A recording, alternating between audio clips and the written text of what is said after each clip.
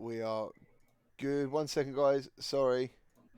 There we go. What is going on, everybody? Welcome back to the VR Link, to episode 31 of the VR Link. Unbelievably, I still can't believe we've done that many. This is your weekly Sunday VR chat show that gives you and us a chance to discuss some of the latest virtual reality news, games releases, and you can listen again to the VR Link as a podcast on Anchor or follow us on Spotify.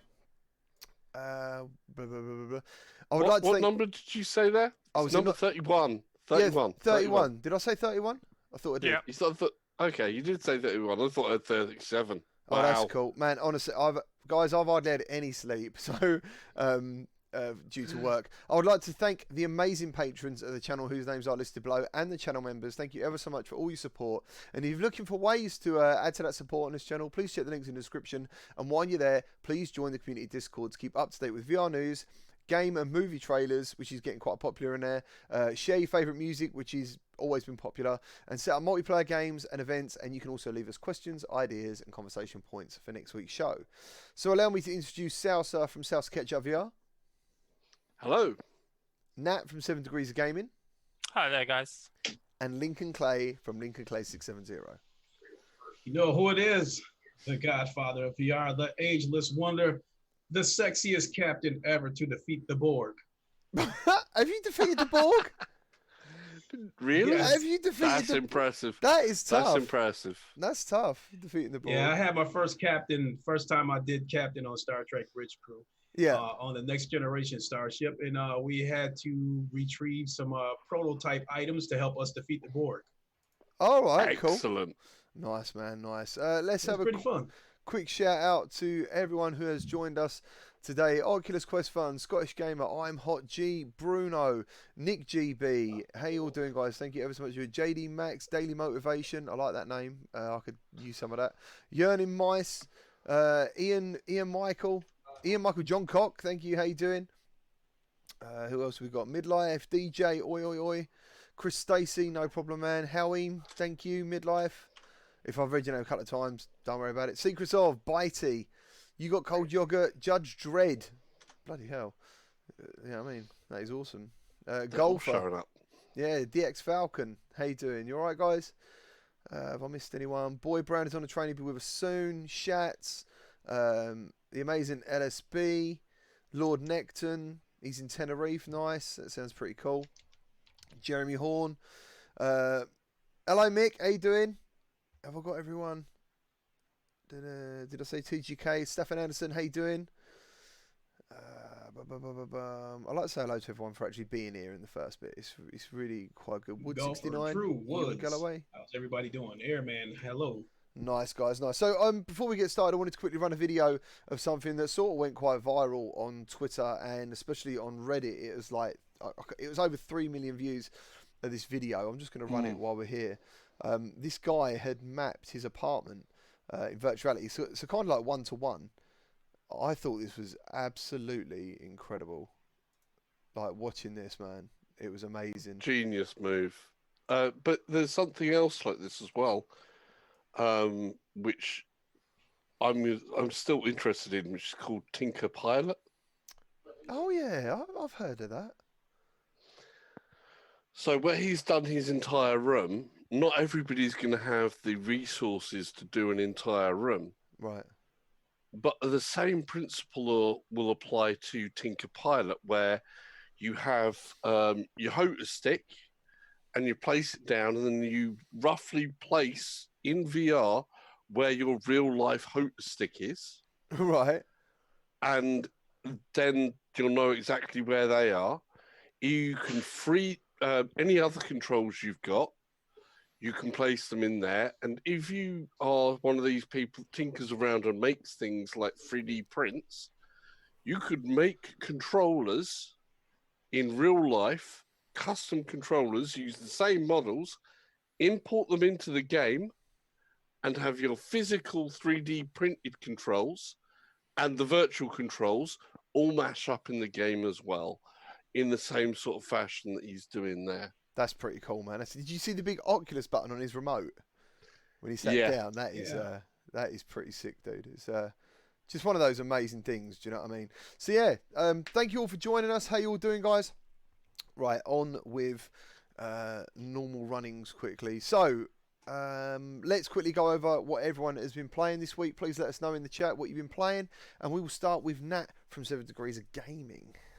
I've actually played some VR games this week, so I know that's a bit of a shock from the past couple of weeks, isn't it? I've played a bit of Subnautica. I got that free on the Epic Games Store when they first launched. So, like I say, it's pretty cool to be able to play that in VR. It's pretty easy to play it. The one thing I will say is it's got a terrible user interface, and you can only play it with either keyboard and mouse or a gamepad. Right. But from what I understand, it's kind of been in early access for like 2 years. So eventually, maybe they'll add touch controls into it. I know we're going to talk about it later, but I took advantage of the free weekend for Until You Fall Good shout. that they've been doing this weekend, and obviously I'll give my thoughts on that when we talk about that. And I've also played Elder Scrolls Skyrim on the PC. I saw that, yeah, you was doing the link. Because I wanted to try. I couldn't get on with the move controls on the PSVR version, so I always played it with the DualShock 4. Yeah. And so I just wanted to see what it was like with the touch controllers with sticks. It felt more natural playing it that way with the separate hands. I still will admit that again it's got a terrible user interface. I imagine you probably had better tracking though. Yeah. Well, I didn't really have any issues with tracking on the PlayStation VR version, but like I say, it just felt more natural, especially doing like the bows and things like that. It got a big update about quite a while after launch, and I thought it massively improved the move controllers actually, and the way it all works. But I do know what you mean. It's funny that everyone uses Skyrim as a prime model for the best use of the move controllers in virtuality, and yet some people still struggle with them. So, well, the issue I've got is with Skyrim. I've never been sort of like in your face. I've always been a sneaky, thief type character in it. So one of the things I always do is I always back away. And that's not really easy to do with the move controllers. If I'm moving forward, it's easy with the move controllers. Nice. But it's not easy with the moves when you're trying to back off, because obviously you're kind of holding the move controller backwards towards you. So I found that a lot easier to be able to do certain things while moving backwards. So yeah, like I say, I enjoyed it. I had a few people contact me asking me not about the controls but about the visuals and whether they're any better. Or... Yeah, I mean, obviously they're going to be better. I've got a pretty powerful PC to run it. But I gotta be honest, I think the PS4 Pro version of Skyrim, ever since they did the update, I thought that was actually really good. It's still, considering how old the game is, it still looks great. Yeah. I mean, yes, the PC version, but I wouldn't recommend somebody if you've got the PSVR version to get the PC version unless you do what I did and pick it up on sale. Yeah. I don't think it's worth what is it £40 to buy it on Steam. Or you're into the modding side, because that version on the PC is fully moddable as well. Yeah. But that's pretty much all I've been playing. Nice. Go on then, Lincoln, you're next. I've been doing a variety of things this week, doing the normal games that I play to get my cardio in, the Sparks, the Pistol Whip, Beat Saber, Creed, which I did buy on the Quest, so I ended up triple dipping on Creed.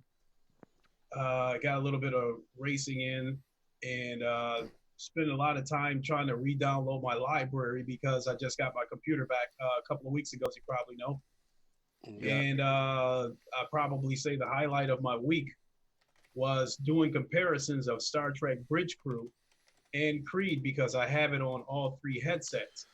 And in short, as far as sharpness and graphics goes, the PC won across the board on both games, but the one that surprised me a little bit was Creed. I found that I got the best tracking out of PlayStation VR, to tell you the truth. Yeah, man. Sweet. So I was a little bit shocked by that, but I really got a chance to savor VR this week because I I didn't do a terrible amount of streaming, a little dabbling on Facebook here and there, but for the most part, I really got to enjoy it. And I'm getting better at Racket Fury table tennis too. So I'm enjoying that game more and more too. Yeah, it actually looked really fun to watch as well. I haven't really.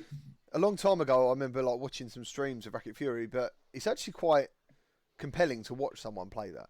I don't know why. I just found myself watching it, thinking, yeah, it's pretty cool. So yeah, man. What about you then? Fun game. What about you then, South? Obviously, I can see the steering wheel set up there. Steering wheel is set up because I was just playing some Assetto Corsa Competizione before this, which I was just going over things like actual car setup, because it's a lot more different in physics as a car game from some of the other games. It's got a lot of stuff involved, so I'm just learning my approach to how to set up a car from the mechanical standpoint in Competizione. So that is good for me. The other games and stuff that I looked at playing, I've got on my list of stuff here. So I took a look at Sphere Tune the other day, which is just showed up on... What's it called, sorry? Sphere Tune. Right, okay. Which is free to download from the Rift Store, and it's basically a Korean comic book reader in VR. Mm-hmm. So unlike many other sort of like VR implementations of comic books, they're like a flat plane illustration that's kind of 3D based and then 2D based, and it's kind of hard to explain unless you go do it. So if you got access to the Quest store, sorry, the Oculus store, go take a look because it's free to take a look. There's a couple of interesting stories in English. It's not what I was expecting. Like I say, there's other comic book readers that have been done in VR and other comic visual novels that have been out there. Like, of course, Tokyo Chronos is out there as well, which is a whole different story, kind of on the expensive side, especially if you don't like the visual novels, which are heavy on the text. Then you've got things like Tales of Wedding Rings, which is a lot shorter, produced in a different way, and is something that I'd love to see more comic books in the same format of Tales of Wedding Rings, but is really expensive for what it is. Right. So it was good to see a different slant on this, and hopefully they'll fill it up, because there were like smaller chapter episodes, and some of the Korean comic book stories can be quite interesting, a different take. Yeah, cool, man. Cool. So it sounds like you've been like not really gaming too much. You've been investigating stuff. Well, investigating that one, yeah. The other one was Theta Legion VR. Oh, Theta. What did you call it? I call it Theta Legion. Yeah, Theta Legion. That is wicked. Theta. Yeah, Theta. Theta. Yeah. Theta, beta. It depends on whether you are English, American, or Greek, I suppose. Either way, what a fantastic looking game that is. It's really good. It is great fun. I mean, it's one of those, a retro FPS in VR, and I mean, you've got definite tips of the hat to Alien, like the original old arcade game Alien, and Doom, and Quake, and Wolfenstein, and all of those are sort of like baked into there. Yeah. But in VR, in a squared up pixel type of thing. So really enjoyable. Yeah, it's like looking at Wolfenstein or Doom in virtual reality, but also more pixelated. But that instant, I think the first time we saw that was it's Upload VR. It's pixel ripped as well, though. It's like where you have sharp edges of where the pixels are, because they're made to be big pixels. Yeah, it looks fantastic. And that's the difference between stuff. First time I saw that, I was all over that. There. Yeah, man. Anything else? Games wise, the usual suspects. So trying to get a little bit more story done of Asgard's Wrath. yes, Yeah. and also Boneworks, which I have found there are save points going on in the levels now that you don't notice. Okay. What they've been added? Been updated? Yeah. Okay. Yeah, I haven't been back to it they- since I finished it. Yeah, they put it in the notes that sometime this month there was supposed to be updates coming out to address the save situation, and that's what I've been waiting for before I get back to Boneworks because I'm still Yeah. curious about the game. Well, they haven't put the notes out there, but I jumped in the other day, and it put me to a different point in the level. Oh, right, cool. So I went in there, did a bit, died, and it put me to a different point in the level. Sweet. Asgard's Wrath, on the other hand, I still have yet to re-download that. That's 130 gigs, so that's a situation where I probably have to devote the entire day to get that done. Yeah, man. I mean, this week, in a way, this week would have been for me a bit of racing. Like this week coming, I would have liked to done a bit of racing in some Asgard's Wrath, but it actually looks like it's going to be a busy week again. So yeah, this week I jumped back into Phantom Covert Ops on the Oculus Quest, which was a very early alpha code. I've been assured there is night vision and loads of extra stuff there from End Dreams, and that's coming to Oculus platforms. I think it's an exclusive, and it's absolutely brilliant. Then I checked out Eclipse Edge of Light, and I think that was a Go game, which is now on PSVR and PCVR. No, it was a Daydream. Daydream. Oh, was this? Oh, Google Daydream. Daydream. Was it not on Go? Was it not on the Go? No. Nope. Oh, right, okay. Yeah, so played that. First half of it, I was not impressed, and I'll tell you why. It had click turning, and everyone in the chat was saying to me, "It's got smooth turning," and I was like, man, and I think I restarted my game live. Still wasn't there in the options because I thought maybe I've missed it. Do you know what I mean? But it was only like 2 options. So anyway, second half. Actually really got into it. It sort of grabbed me. I really enjoyed it. It's not an incredibly long experience, but I think the devs said that. But anyway, the devs messaged me and said, like, thanks for playing and stuff. And I mentioned the click turning. They basically uploaded the wrong build to Oculus. Oops. Yeah, and he wrote to me. He put something like, Jesus. He didn't realise. So that was pretty cool. Like to help out a little bit. It does happen, doesn't it? Reviewed the AMVR magnetic charge stand for the Oculus Quest. I think it's absolutely fantastic. That's really good. Hopefully we're going to have a giveaway soon on the channel. Looking forward to that. Fail Factory, which I think is on Oculus Rift and Oculus Quest. I don't know if it's on Steam or anything like that, but someone said to me it's one of their first games they played on the Oculus Go back in the day. And I think So this game's been out for a while. Well, yeah, I think it's been out before, but obviously not in this way. It's cross-buy as well, and I think someone said it was $3.99, something like that. It was really quite cheap, and That's $5 here. So yeah, that's about take a look right. at it. Yeah, man, it's good fun. It was good fun. Probably one of the biggest highlights week was Project Terminus VR from SideQuest. Graphically, it really shocked me how good that was in the Quest, to be honest with you, and maybe as much as Red Matter, actually. Okay. Yeah, Wow. when I started it, dude, I was like, how the hell did they do this on the Quest? Like, it amazes me. It really does. It's only a real short demo, but you definitely get a feeling of like the environment and stuff and the atmosphere. And then, yeah, that was pretty much my week. So let's have a look in the chat. What we got, guys? Has anyone had a look to see what everyone's playing?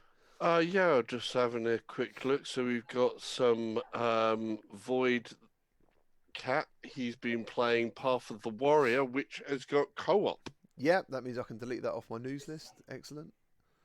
Yeah, I've tried to play the co-op, but I tried to play it like only hours after it went live, and I couldn't find the game. So I'd imagine it's going to take some time to get the word out on it, and then I'll come back and try it again later. Yeah, man. Yeah. Great change. Been playing touring carts. Yeah, I took a look into touring carts as well again this week. I keep on jumping back. They make little updates here and there. Nice. Constantly. I really hope they can get that game to the Quest. What game's that? Sorry. Touring carts. You know, the developer, I talked to him, I don't know, a couple of weeks ago. He said he's giving it another go to try to get it on the Quest. I really can't. Do you know what? If they don't let To the Top on the Quest, I can't see it. I really do think when they make their mind up, they've made their mind up, and they won't go back on it. I don't think they will. I really don't. I mean, To the Top was a very established game, like Yeah. massively. Well, it isn't just that, is it? You've got Pixel Rip 1989 has actually been turned down for submission. Is 1995 coming to the Quest though? Yes, Right. but 1989 is not. How insane is that? I don't know. That doesn't make any sense. It would fit so well. I agree. I don't understand that at all. I mean, surely this has got to ring. Some warning bells has got to ring off against somebody upstairs to say this is not working right. It's not in a position where it's a dedicated process. Either that or someone upstairs is making a call, a shout call, without looking or knowing really about what's going on. Mate, if you're going to turn down To the Top and Pixel Rip 1985, I think you're right. I don't know who, because I know, I mean, in a way, they're well-established games, they're out there, but at the end of the day, there's a lot of people who the Quest is their first virtual reality headset and their only virtual reality headset. To deny them the multiplayer of To the Top is absolutely incredible. Like, such good fun, great levels. Fun enough, when we talk about, I jumped back into it this week, so I've got, I don't know how many people in the world have got a copy of this, but I've got To the Top on the Oculus Quest, and I'm just like, what a missed opportunity! What a missed opportunity! Well, a lot of developers now are putting their game on itch.io to actually generate cash, and then they'll allowing it or putting it on SideQuest. Yeah. So I, personally, if I was the top developers and they've literally exhausted everything with Oculus, Yeah. I would go that route. I would just sort of say, okay, let's put it on itch.io and people can download it via SideQuest. So Shats has been playing Firewall, Spark, No Man's Sky, In Death. JD Max wrote Skyrim, but I don't know if he's been playing Skyrim or not. I'm not sure. No, I think he was just replying to me. Forgive me, gentlemen. It seems like I hear a car horn in the background. Anybody catching that? No. Nope. Oh, Okay, forgive me. A car horn? Yeah, it was like beep, beep, beep, beep, beep, beep, beep. I'm like, huh? no. This is alarm for VR Paradise. It's like, come on, you're supposed to be online by now. There it goes again. That's from you, I think. Yeah. Is it your microwave in the background? The neighbour's got a car horn. That'd be awesome. DX This Falcon. link is about to get raided. Hey, as many characters we got living at this complex, I wouldn't be surprised if somebody did get the door kicked in. Pavlov Budget Cuts 2, that's from DX Falcon. He also finally got around to checking out Job Simulator. That's a very good game. Stefan almost completed Half-Life on the Quest. It is very good. That is a excellent virtuality experience. Better than Half-Life 2, to be fair, because you've actually got, well, it's just better. It's a better quality, and using the crowbar in that game is fantastic. Like, really, really good. It's not just like clicking a button to hit things. You generally are swinging the crowbar around. It's fantastic. This is on Half-Life 2? No, Half-Life 1 on Oculus Quest. You can sideload it, basically. Oh, no kidding. Yeah. I'll have to take a look at that. I've been trying to do it, but it wouldn't start properly. Well, it starts up. Yeah. And you know when you press new game, Do you know what? That was on Reddit the other it won't day. it won't start a new game. Someone have a look on Reddit, because they basically on Reddit, is it Lambada or Lambada? Guy, Lambada. Lambada. He's got his own Reddit page where he keeps Yeah. everything up to date. If you jump on there, you'll find a fix for it. Pretty sure. Okay.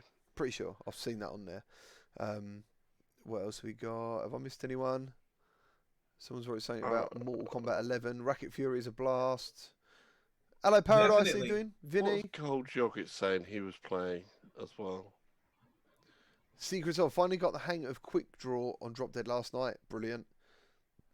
Superb. Bye. Hyperdash is free. We're hopefully gonna be checking it out. I'll have to download it tonight so I can get that ready. But yeah, what did Byte say? How many people are using SideQuest though?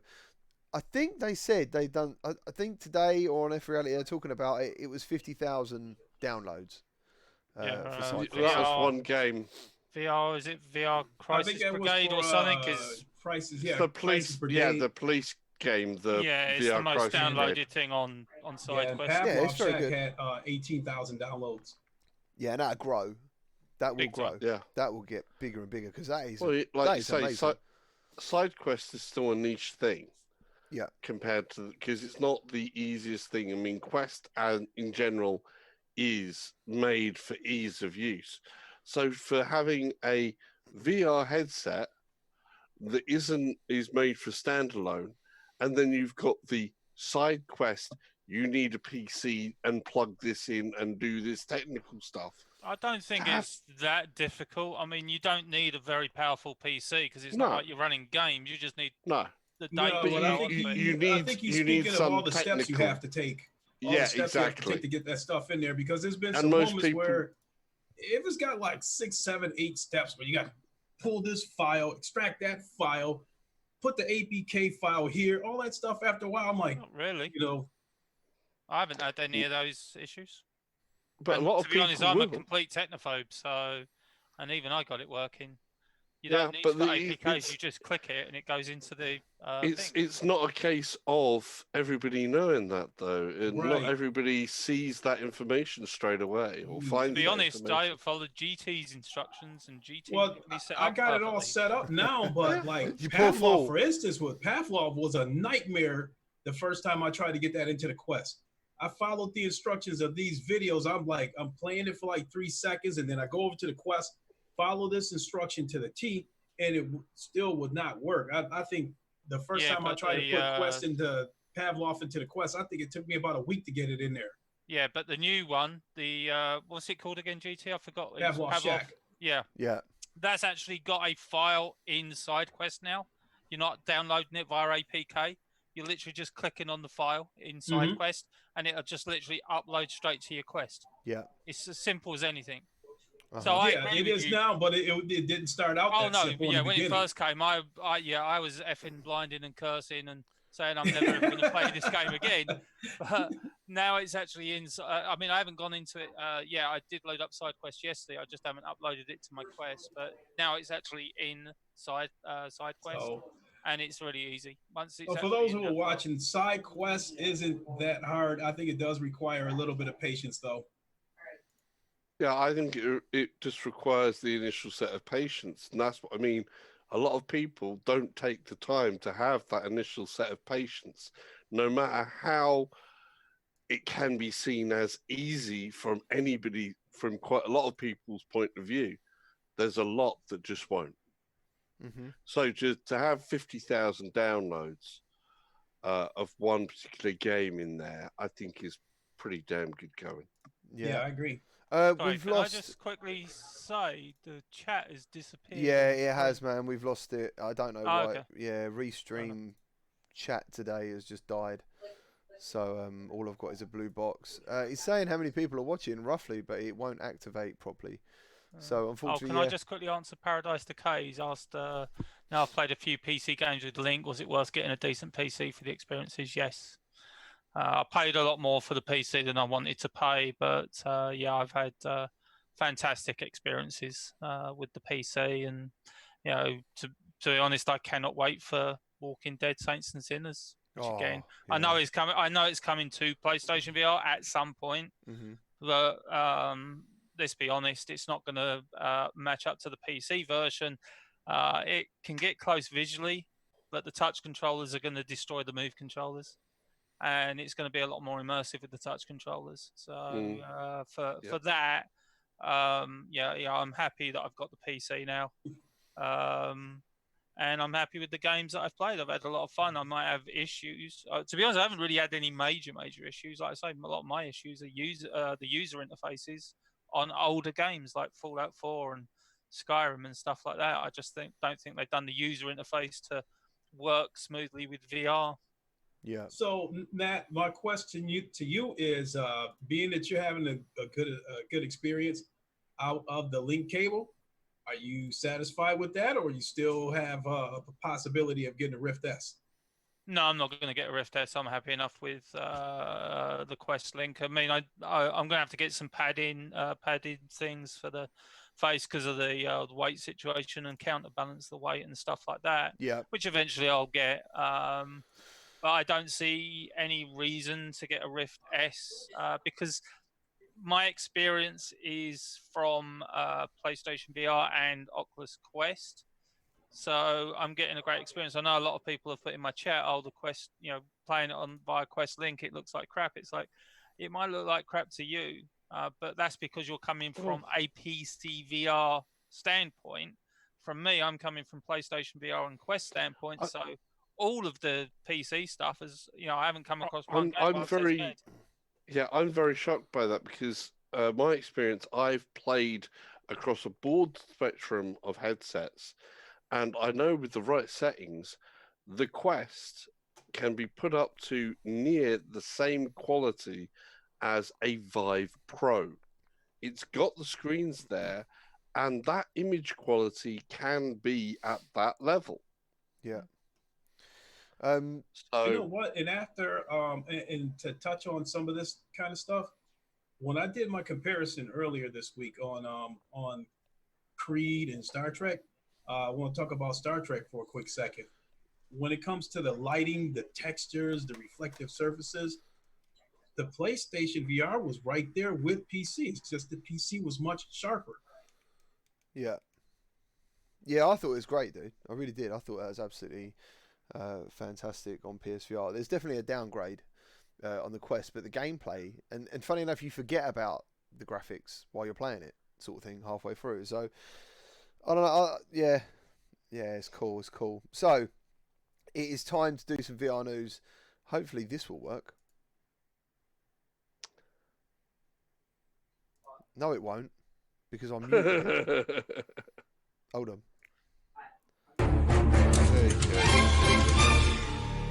There's sound. I am so tired. I do apologise. Right, so.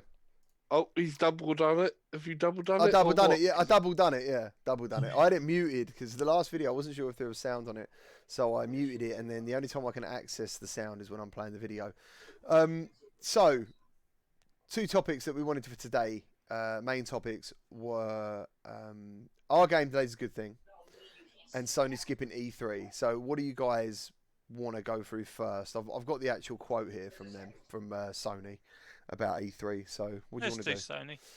Okay, so Sony is skipping E3 for the second year in a row. That means no PS5 news and no PS4 2 news. They said after the evaluation, Sony Interactive Entertainment has decided not to participate in E3 2020.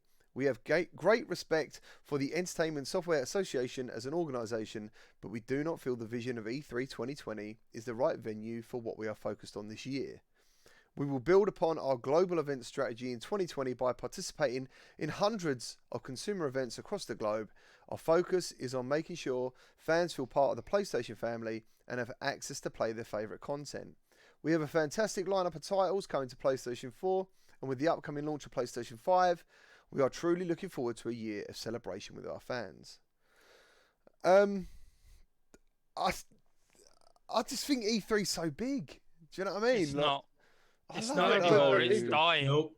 E3 is trash. I think Sony made the right move not going to E3 because Trash. with the last few years, Trash. to put it bluntly, It's trash. Sony wasn't participating at E3. They were E3. They were the only thing to see at E3. And then they're paying millions of dollars to attend an event where they were the star. Last year demonstrate just how trash E3 was without them, because the highlight of E3 was Microsoft showing a bunch of third-party games that you can play anywhere, and EA showing a mobile strategy game and had two commentators as if this was the Super Bowl. That was an absolute... EA isn't at E3. Theirs is off-site. It's not at E3. It wasn't at E3. It was Still, by the side of. Okay, so if you erase the third-party games that Microsoft showed, what was E3? Keanu Reeves saying, "You're awesome." Yeah, That's what that it was was. quality. That's what E3 The was. thing is, like, It was But I about think the I think the games writing that is on the wall. have been I don't know if I think that's it. I don't think Sony's coming back to E3. I don't know whether it's a retro thing for me. I don't know whether that's what's keeping me thinking about it, like all the good times in the past. Like the buzz, do you know what I mean? E3, like coming home every day, watching those like conferences, watching the trailers and Do you know? Yeah, but you've I you've got to loved look all at it that. at Sony's point of view, though. How hard is it for them to keep a secret? I mean, if you the last E3 I remember was when they did they had the live orchestra, and we had the God of War, and we had Days Gone, and Final Fantasy VII got revealed, and all these sort of things. And they must have had to literally work massively overtime to keep that all under wraps. Yeah.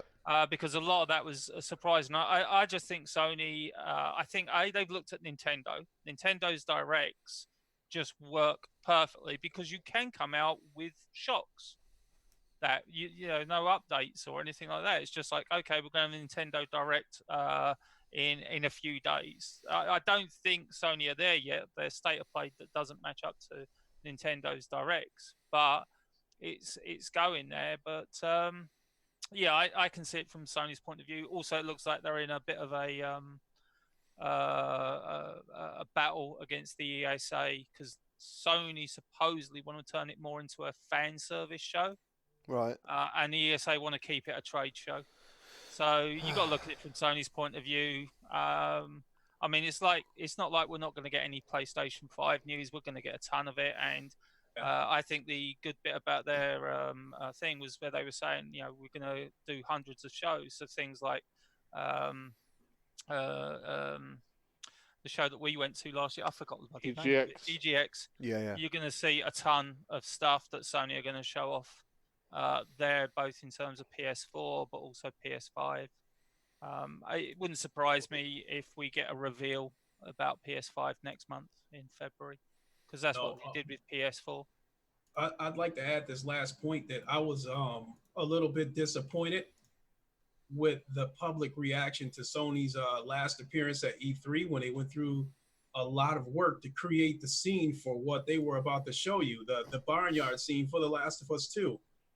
The person on stage playing the flute to set the tone for the Ghost of Tsushima. The orchestra for when they did that a while back for God of War. And the next day, all people could talk about was the pacing. What is pacing when it's showing you something? Yeah, but that was the problem. You've actually mixed two shows up there, because the one with The Last of Us and the Ghost of Tsushima, they had like 20-minute intervals where they showed you just like trailers. The God of War, whereas they actually had the live orchestra there for the entire show. But from what I understand about that 20-minute interval, it was from the audience moving from one spot to another to move to another scene for them to set the tone for what they were about to show next. Yeah, I watched that and I thought it was a terrible show. The only thing that saved that I think I watched was the actual content. I think I watched it with you. Yeah, it was the content was the only thing. I don't see a 20-minute interview as an interval is a big deal. I mean, they gave us the nuts and bolts of what we were looking for. People wanted gameplay for The Last of Us 2. And they got it. Not when you got Sid Schumann trying to talk for 20 minutes and that guy can barely talk for 2 minutes. Well, there's some bloke playing like a musical instrument for a while or something. No, that's what they did. They had I forgot the guy who does the music for The Last of Us, but they had him doing some music for The Last of Us Part 2. They had a flutist for Ghost of Tsushima. And I like Japanese music, but even I was bored by that. I thought their last showing at E3, I think Sony quite deservedly got a bit of flack for that because it was a horribly paced show. I disagree with Lincoln on that. It didn't work. There was too much talking in between. It's just like, just show us stuff, because that's what Sony had learned. When we had the God of War show and the Horizon Zero Dawn show, there wasn't no talking. There was hardly any talking. It was just like, hey, we got this. It wasn't God of War looking great. Oh, by the way, now we got Crash Bandicoot, and by the way, we got this, and now we got Final Fantasy. That's what they mean by pacing. Is that they went. Normally, you go, here's something that's fast. Here's something that's fast paced. Here's something that's fast paced. Here's something that's a little slower. Pulls them back under control. Audience then revs straight up into it and keeps on going with flow when they hit them with that type of thing. Yeah. But if you break it down into having specialist shows, which from an art side makes it go look really good, but the pacing isn't what a gamer is there to see, or gaming press is there to see as well. That makes it difficult to swallow.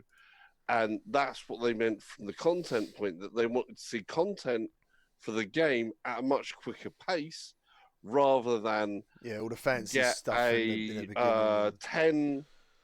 10-15 minute pre-show of a flutist and this and other things going around and that's, to set the scene, and then that's why we've got that like reaction of the Nintendo Direct for Sony, whatever it is now. That is just game trailer, game trailer, game trailer, game trailer. That is it. State of play. The state of play. That's all that is, and that is like a knee-jerk reaction to exactly what we're talking about. That's almost like, well, you don't like that? Oh, yeah. Have this, well, and then you know what I mean. It's the same at Tokyo as well. Tokyo Game Show. They had another Sony specialist part where they did the same sort of thing, but it was as a spaceship thing, and everything related back to the spaceship thing, and it was really, really odd. Yeah. I just think they should just do what you are right. I think you should do what they want to do. I do wish they would at least have a montage of trailers or something at E3. I don't know. You know, I wish there was something there, but as I said, I don't know whether it's just because I'm latching on to some old school. I think there's nostalgia there because, like I say, if you think of that God of War E3, that is most probably one of the best E3 conferences I've ever seen. Yeah. Sony pretty much in that on that conference didn't put a foot wrong. They put a load of surprises out. Was that the one with the waterfall behind it? Was that what year was that one? God of War started with the orchestra. Yeah. And everybody's like, is this God of War? Because literally for 10 minutes, everybody's like, is this God of War? Is this God of War? Maybe it's God of War. Maybe it's not God of War. Because I remember watching that, and the stream was like, it's going to be God of War. And it's like, I don't know. It doesn't sound like God of War. It sounds more Norse. Yeah, yeah. You know, and then, of course, when you had that reveal of the boy come in, and literally it pans in, and then Kratos steps out, and he's got the beard, and you're just like, oh my God, it's Kratos! Look how awesome I'm getting a buzz now, man. I'm getting a buzz now. Even the Days Gone thing, where you had the hanging bodies. Yeah. That they had up. So look, Sony have had some amazing E3s. I just think E3, because they haven't, and again, I'll put all the blame on the ESA majority for this. They haven't moved with the times. Somebody like Gamescom has moved with the times, and so has the Tokyo Game Show. They've moved with the times, but E3 has been kind of stuck in its ways.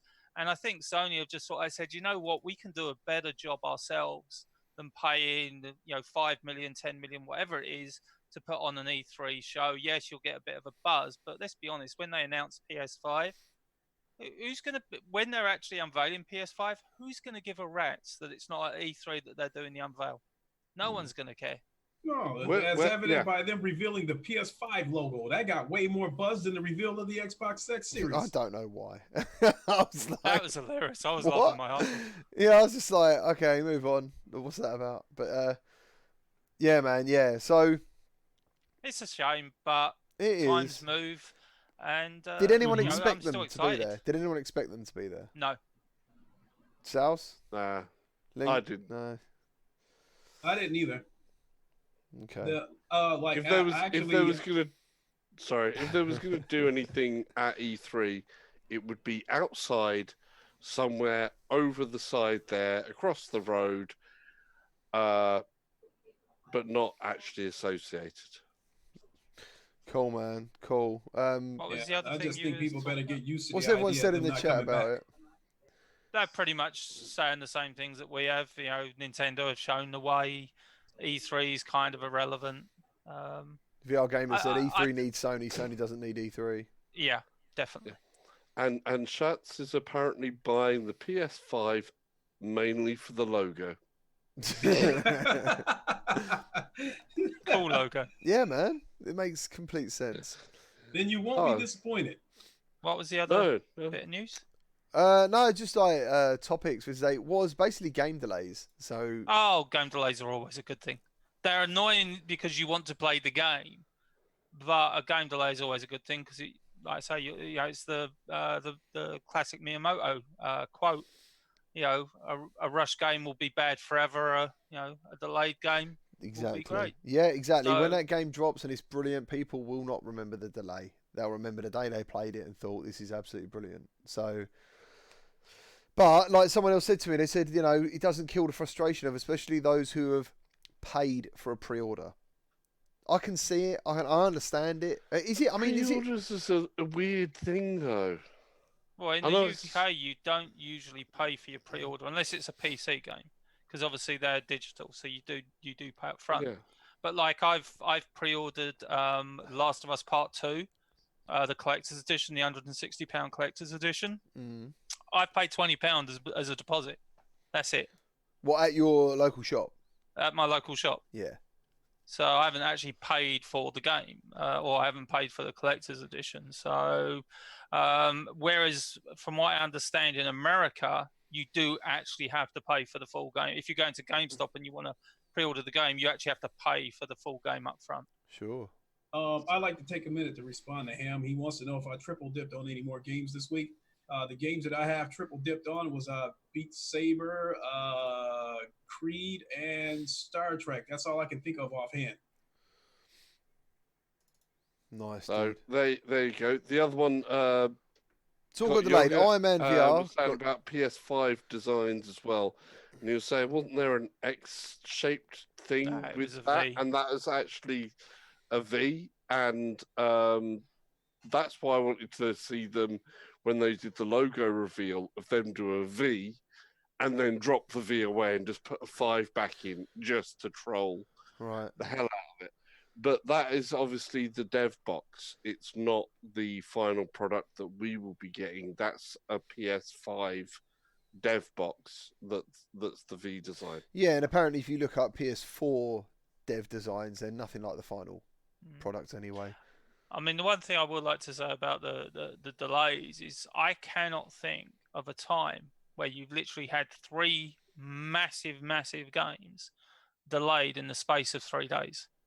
Yeah. Because it literally started with Final Fantasy VII Remake. That got delayed until middle of April, which pretty much put it on collision course with Cyberpunk 2077. Yeah. Literally a day later, Cyberpunk 2077 announced that they would delay until September.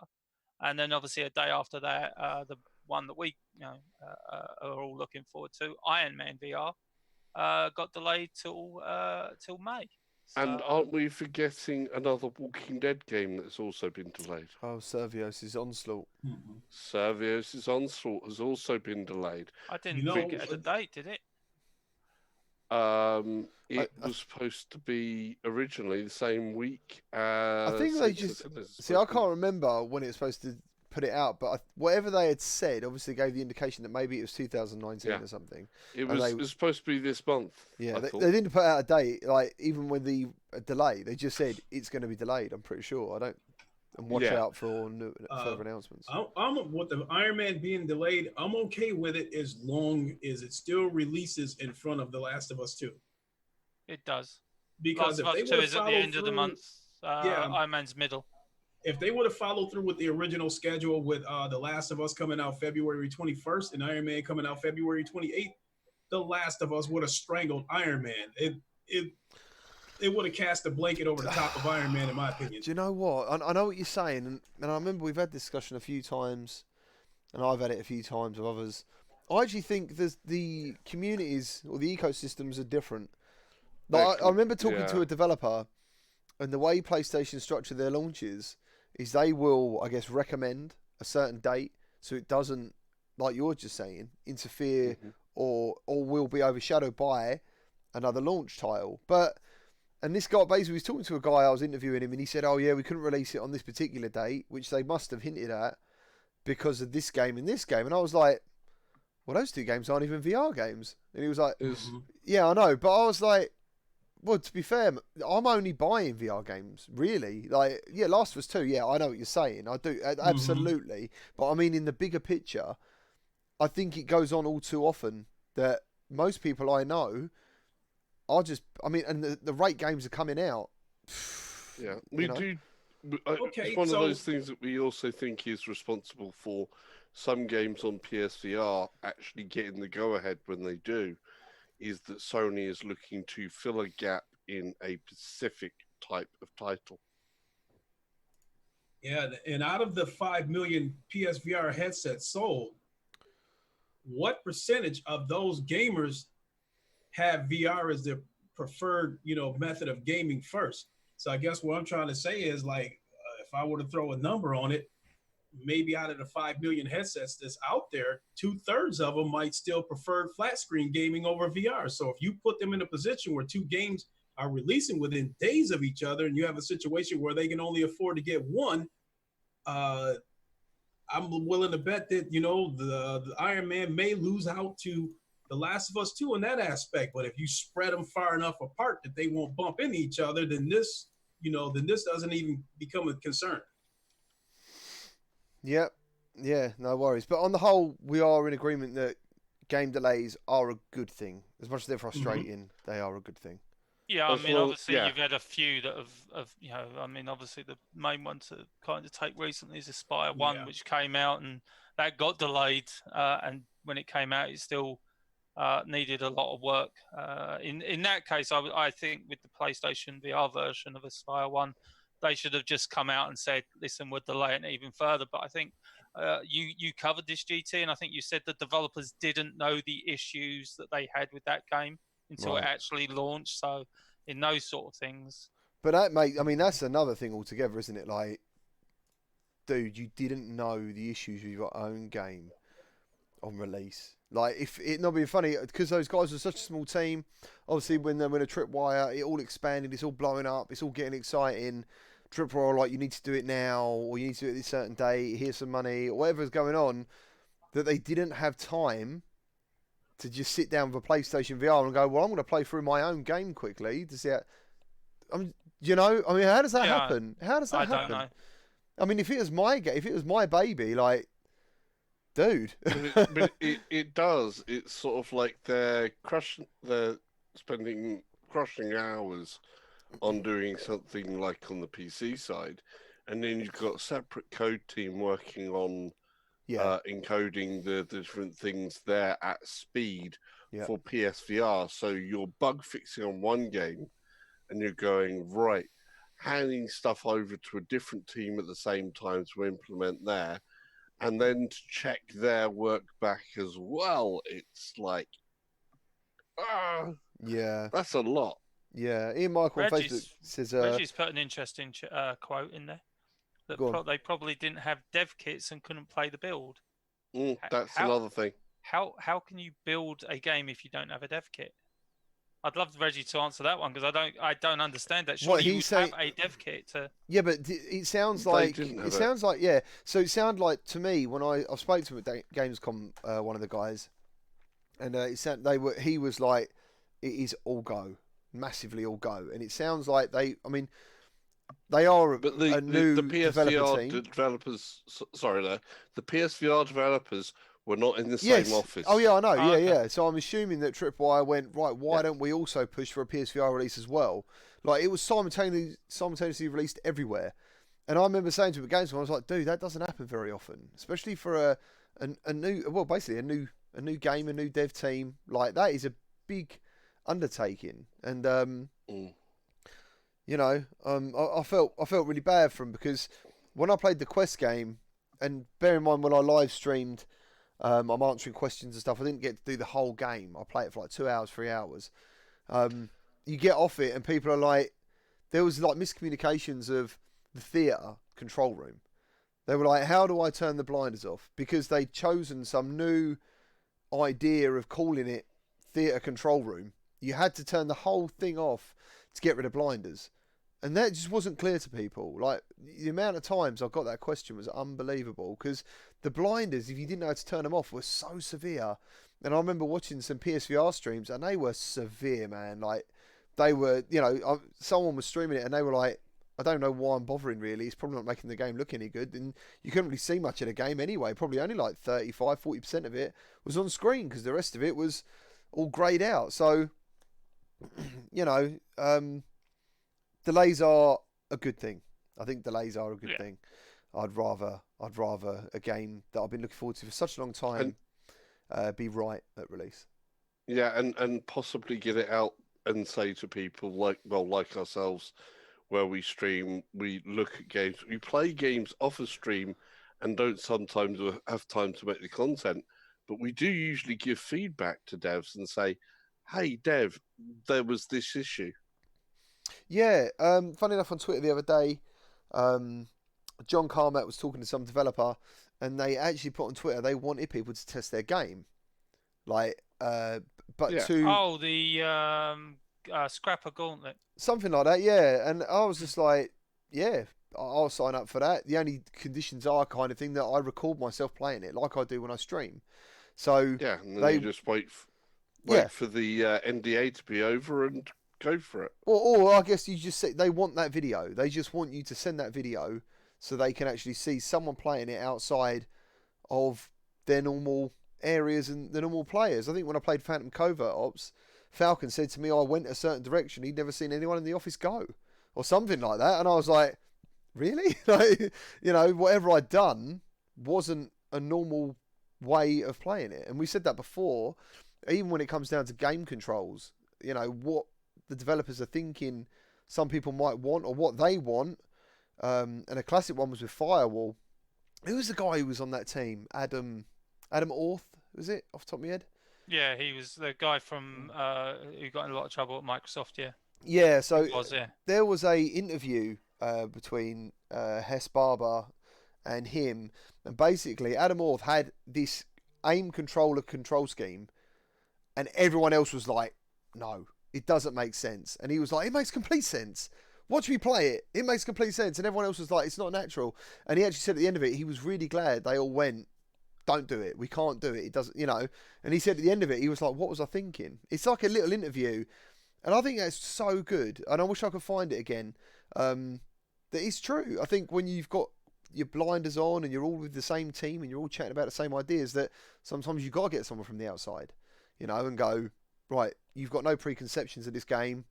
You know VR games. Can you play this? And I bet, you know, I think it was as well, like DX Falcon was saying with Phantom Covert Ops, the feedback they got from just being in a kayak. Because in that game, you can use the oar to push off rocks. Because someone was playing it and they went like that, because they kayak, they've gone, and he's just gone through the rock, and they're like, oh man, like that's killing the immersion straight away. Some of those things, you know, that where they're adding stuff to games to keep that realism up, and I think it's really, really, really cool that the developers are reaching out to people for that sort of feedback. Yeah, they're all going. It's happened with a lot of blinders that people are saying still about blinders that you can't turn off. So, like Dirt Rally, you couldn't turn off their blinders were if you were about to crash, it makes it like a set of eyelids that come down over when you're about to crash, which fortunately on the PC side you don't have to deal with. So what happens then? So you crash, it blinds. If you're about to, it goes like you blink. Yeah. So it doesn't do the side blinders. It does blinders from the top to bottom that look like you've blinked. That's quite clever. I think it's but quite clever. It was really annoying because you could just tip something and it's like it's closed your eyes for you before you're going into a corner. That's not great. It was like, no. Oh man. So right. What happened else this week to go over some stuff? First Contact done a dev stream on Friday night. This is to do a Firewall, which I really want to play again after watching these guys play it. It was very good. And they got a new level coming out called, I don't know if it's called Oil Rig, but it's set on an oil rig, and it looked bloody awesome. Like, I don't know if you guys are subscribed to First Contact Entertainment with PSVR. Frankie's over there doing his thing. And I think the maps in this game and the updates they've put on this game are superb. I really do. They have not stopped supporting this game since launch. Well, Yeah, especially since they've got what's the game that they're working on for? Oh, Oculus? Solaris. Yeah, That's coming on PlayStation as well now. Yeah. Yeah, I think it's going to have dedicated servers, and I think it's going to be crossplay as well. Yeah, so like you're saying, like PlayStation and Oculus players could play together. I mean, I'm not sure if that'll happen, will it? Yeah. That'd be No cool. Why not? That'd be awesome. Why not? Yeah. Should happen easily. There's other games that done it. Yeah, Why not? yeah. Spark's one of Bridge them. Crew. Bridge Bridge Crew is one of them. Yeah, I mean that'd be awesome, dude. And I just think this level looks fantastic. When I was Yeah. watching him play, The one thing I haven't jumped back into, there's a couple of PSVR games I've been jumping back into, and of course I'm still waiting for Iron Man, and I may get Sniper Elite on PlayStation over the PC just for the aim controller. But have they changed the waiting room yet? what on Firewall? Yeah. Do you still have to wait? Yes. Yeah, yeah. That is Unfortunately, my issue. my issue wasn't the waiting room. I didn't mind it. It was the rounds. Give us rounds. That's all I asked for. Was just like if we could have best of three, excellent. All I want is a button to say, I'm ready to go.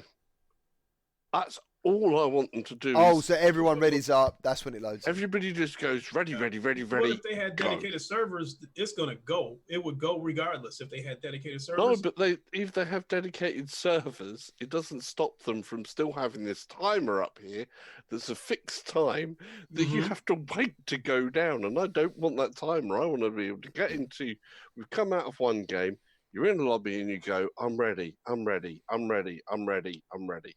I would be okay with a timer because it would give me time to adjust and get the You necessary still have a loadout timer. for. Yeah, but right? you still have a timer there, but everybody just says, I'm ready when they're ready. Oh, I get And what then you're it saying. goes. If everybody agrees, then it starts right then and there. I get what you're saying. Exactly.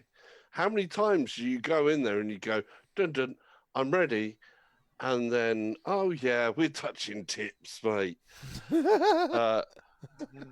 Everybody who gets that reference, they get the reference. But That's it's aim controller tips. That was really never my issue because they did address the time it went down quite considerably. I love touching tips. When they did an update. My issue with it, and it's still my issue, is I don't have a problem with them doing peer-to-peer connections because it will allow the game to survive longer because they haven't got to pay for dedicated servers. Yeah, no, The issue I've always had with that game is they have no host migration system built in. And I've never seen a peer-to-peer system where they haven't got a host migration system. So you've got the problem, whether you're playing a game, whether you're in a lobby or anything like that, is that the person that is linked as the host, as soon as they log off for whatever reason, whether it's a poor connection or they just get angry and disconnect, is that everyone's suddenly then booted. And then you've got to go and find and that is, as much as I love Firewall, that is becoming a problem where if you're in a match and you get your butts kicked, if the host happens to be a sore loser and he leaves, that's it. Because there are a certain amount of people that get a little bit hurt when they lose. Oh man, yeah. Oh hell, like yeah, and when they lose and then they get teabagged, like people go absolutely like mental. But yeah, I mean in terms of, it was funny. I think the more, I mean they were bringing out all extra content, and then they brought out the more paid for content. That caused a bit of an issue because people were saying we still haven't got modes we asked for, we're still not getting the rounds we asked for. It's like, you've got a great base game here. Can we just add more structure or change the structure? But that just never seemed to be in their timeline. It was just always content, DLC. And I understand the DLC thing. They're trying to make money out of it. I completely get that. But one of the things I do wish they did have was rounds. That is one of the things I do wish for. But either way, if you haven't ever played Firewall, it's an absolutely fantastic game. One of the best on PSVR. And I definitely think it's got one of the biggest communities. Always people online. Always people online. Yeah, it'll be interesting to see if they can maintain their concurrent user base once Zero Caliber comes out, because it's supposed to have the player versus player ready to go once it hits PlayStation VR. Did you say Zero Caliber? That's already out. Zero Caliber. It's already out, isn't it? On PC it is, and not on PSVR. Oh, PSVR. sorry, man. Yeah, my apologies. Because player versus player is coming because it says so in the notes on Steam. But I'm guessing it's supposed to have player versus player when it hits PlayStation VR. Let's wait and see, shall we? We've had lots Yeah. of games that have promised. But that's a hypothetical question. Let's see how many people gravitate over there if they do have player versus player. Yeah, man. Yeah. So next up, we did touch on it earlier, is Pixel Ripped 1995. I'm sure everyone is looking forward to this, especially if they've played. Oh God, what was it? 1989. 1989. I love that game. I'm so tired. I do apologise. So, Pixel Ripped 1995 still continues the story from 1989, where you have to fight the evil goblin called the Cyberlin Lord. But this time, your name is David, and you're a 9-year-old kid from New Jersey. The developers said we should expect to find plenty of homages to 90s games. Focuses on the historical transition from 2D to 3D gaming, as it includes action RPGs, brawlers, 2D and 3D platformers, space shooters, and this bit I was like, sure, racing games. So like, what sort of racing game? Oh, this is coming to Oculus Quest, Oculus Rift, PSVR, and Steam VR headsets, and it should be in spring. And you can go and get it on the Steam store now. You can add it to your wish list. What racing game do you think in the 16-bit era is going to be featured? Because I know my first bet, but I'm waiting for you guys. We're talking about a racing game. Monaco GP. What's that? He said Monaco GP. 16-bit era. Did one Outrun a 16-bit era? Yeah, that's what I was thinking. Outrun. I 8-bit. Absolutely loved that game back in the days. I think it's a cross between Outrun or F-Zero. They're the two that I kind of F-Zero, yeah, maybe. think to myself define the genre of racing for me. And I don't think there's anything in it. When they said There's another one as well, because F-Zero, what came after F-Zero for Super NES? On 16-bit? On the SNES. But you'll have to remind me in a moment. Mario Kart VR? Oh, Mario Kart, yeah. Mario Kart. I don't know if they'll be. I don't think they'll be allowed. Do you think they'll be allowed to? Well, they won't be allowed to, but it'll have shades of. I think Outrun would be an easy one to do. Stick someone in a Ferrari Testarossa and send them down the road, it'll be fine. Like, Before back in that era, before Outrun came along, I think Pole Position might have been one of my favorite games. But that's like really, yeah, someone said Chase HQ. The secrets of I used to love Chase HQ, and yeah, there's some.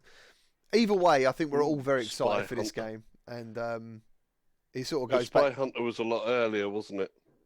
Spy Hunter on PlayStation 2 was epic. That was absolutely epic. I love that game, but I do remember there was an older version of it. Yeah, the original was back in the 80s. It used to be in the arcades. It was very much an 8-bit era game. Yeah. Somebody asked in the chat, is Pixel Rip 1989 worth picking up for £10 because it's on sale on the Steam store at the moment? And yeah, if you've got any love for like retro games, yeah, it's definitely worth picking up 100%. Yeah, absolutely. Yeah, that experience I haven't had an interest in that game, but hey, $10 is hard to argue with, so I might take a look at it. Oh yeah, being inside of a Game Boy game in VR is an interesting experience and a half, I think. Yeah, you can tell the game's made with love. The person behind it. Sorry, I forgot the young lady's name. Anna. Yeah, Anna Rivera, you can tell that she absolutely. I mean, she went absolutely all out. Every trade show she went to, she went dressed up as the character from the game. So yeah, you knew that this was a passion project for her. And now, she's able with the team. Was it Alvor? Is it Alvor? Yeah, one of the two. Yeah, something like that. Yeah. So I'm looking forward to this one. But like I say, I'm still, and we said about it earlier on, I'm still shocked that the Oculus Quest or the Oculus team have turned down 1989 to come to the Oculus Quest. That just, again, makes zero sense to me. So, especially if you're going to allow 1995 to come. You can allow it as a sequel to be out on a system and not allow its predecessor. Right. Yeah. Is crazy. If I could address the chat, we've got Diz the Game Cap. Always who says so many PSN wrap-ups with people that have over 1,500 hours in Firewall. getting matched against these people that only play Firewall can be disheartening for a casual gamer. I don't have a problem getting matched up with those people. I have a problem getting matched up with those people when they start crying when we lose.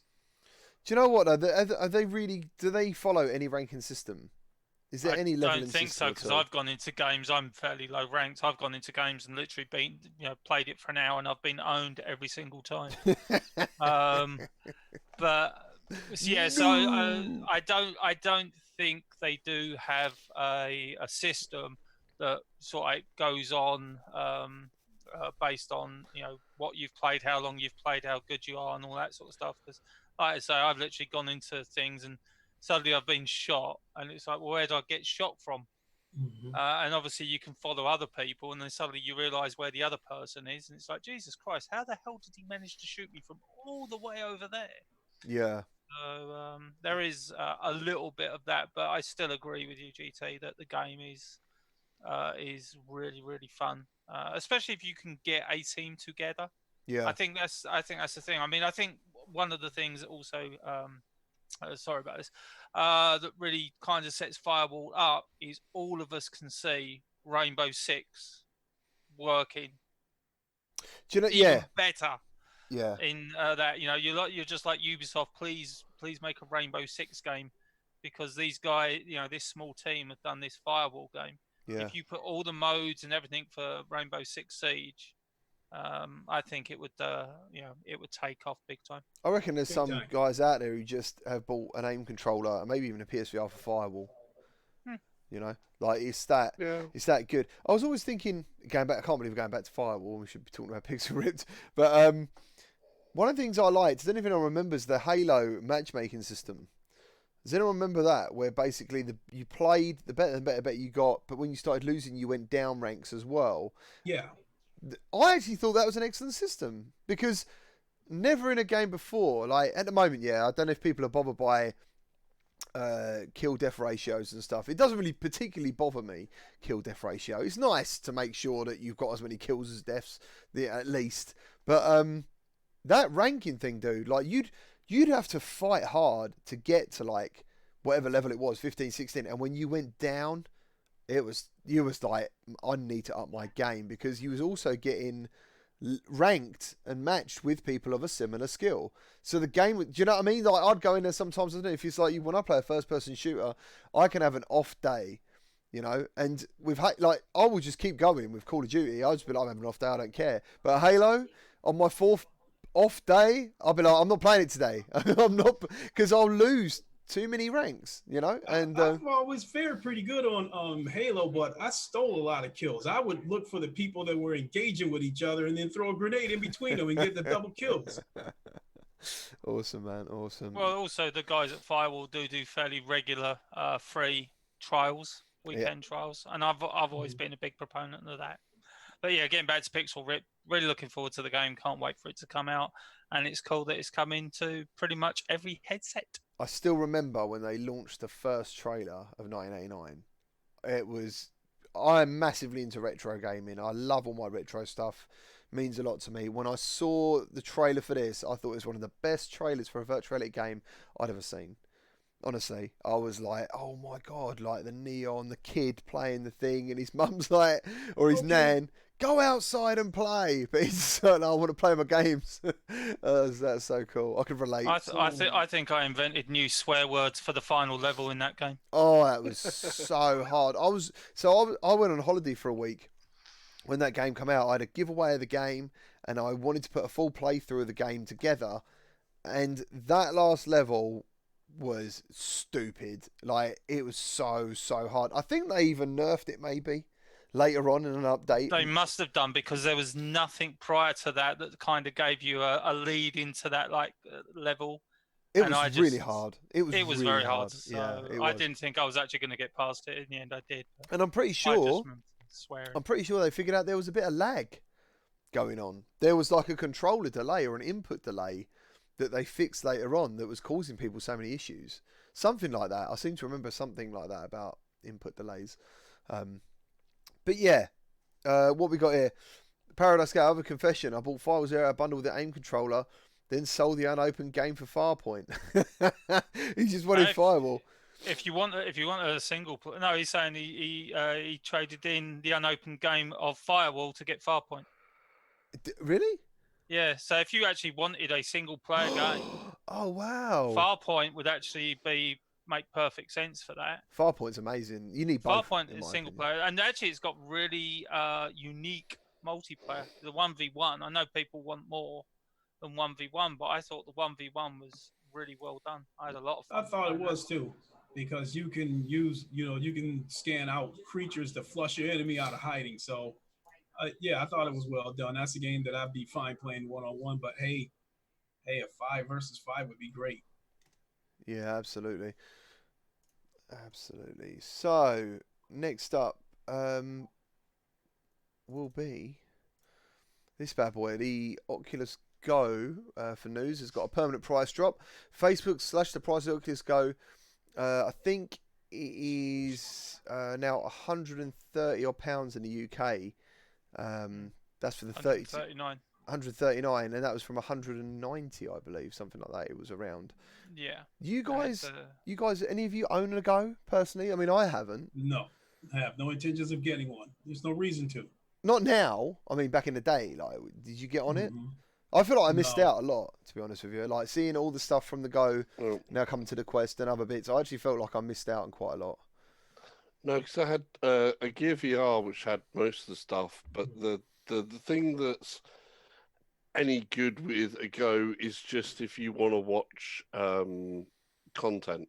If you want to watch content rather than the game side of things. Yeah, it wasn't a primary gaming VR headset. It Oh, was the other content media. was its primary. Yeah, media was its primary purpose, and it also did gaming. You know Whereas what, I was always I wanted gaming. Pixel Rip, the Oculus Go on the outside looking into me, I was not in the VR then.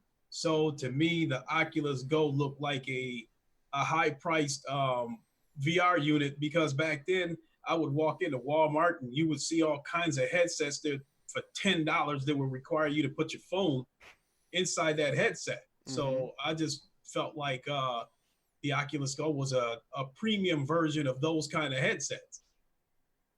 Yeah. Which it is, but it's damn comfortable apparently. But It must. Do you know the only thing that makes the Quest uncomfortable is the weight. There's so much weight in the front of it. And I'm assuming this was a lot lighter. Because I've seen my friend's kid it was lighter, sort yeah. of just running around with it. Like, she's only little, probably, I don't know, 5, 6, and it looks lightweight to me. Yeah, it is lighter, but it's just good as a media content viewer. Yeah. This is probably a harsh thing to say, but I hope the Go goes away. Okay. And I'm beginning to wonder if this permanent price cut is the signal that maybe this will be discontinued, because they made a permanent price cut on the CV1, and little did I know that it was discontinued. I bought the CV1 for $350 only to find out a few months later that the Rift S was coming out. I think it's more that they're going for a commercial line.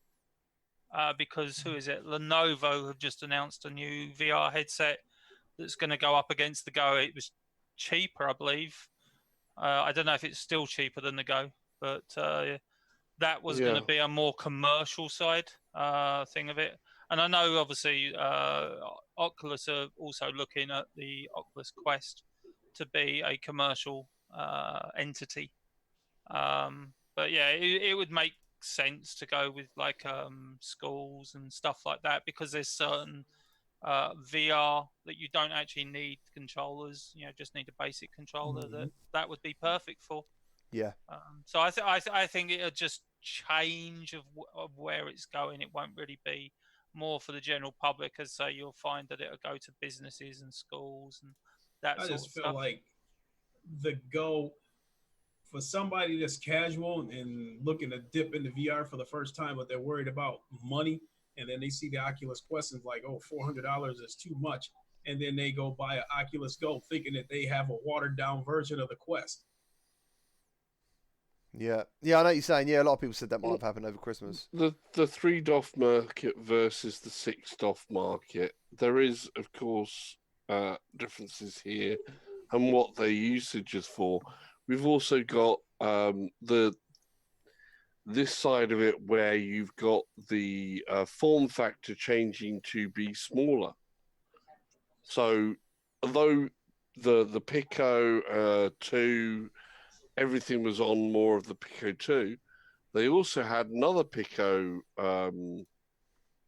thing there that was a freed-off set, which doesn't have so much thing. It just looks like an extra thicker pair of glasses that you put on, and had a much smaller form factor that is a freed-off based one that would be just as powerful as the Go, Thank you. more comfort than the Go, a lot less weight than the Go, and would be just as good for that sort of content. So I think you're still going to see it, but maybe in miniaturized forms for when you don't want to, like myself. I don't have like a big TV.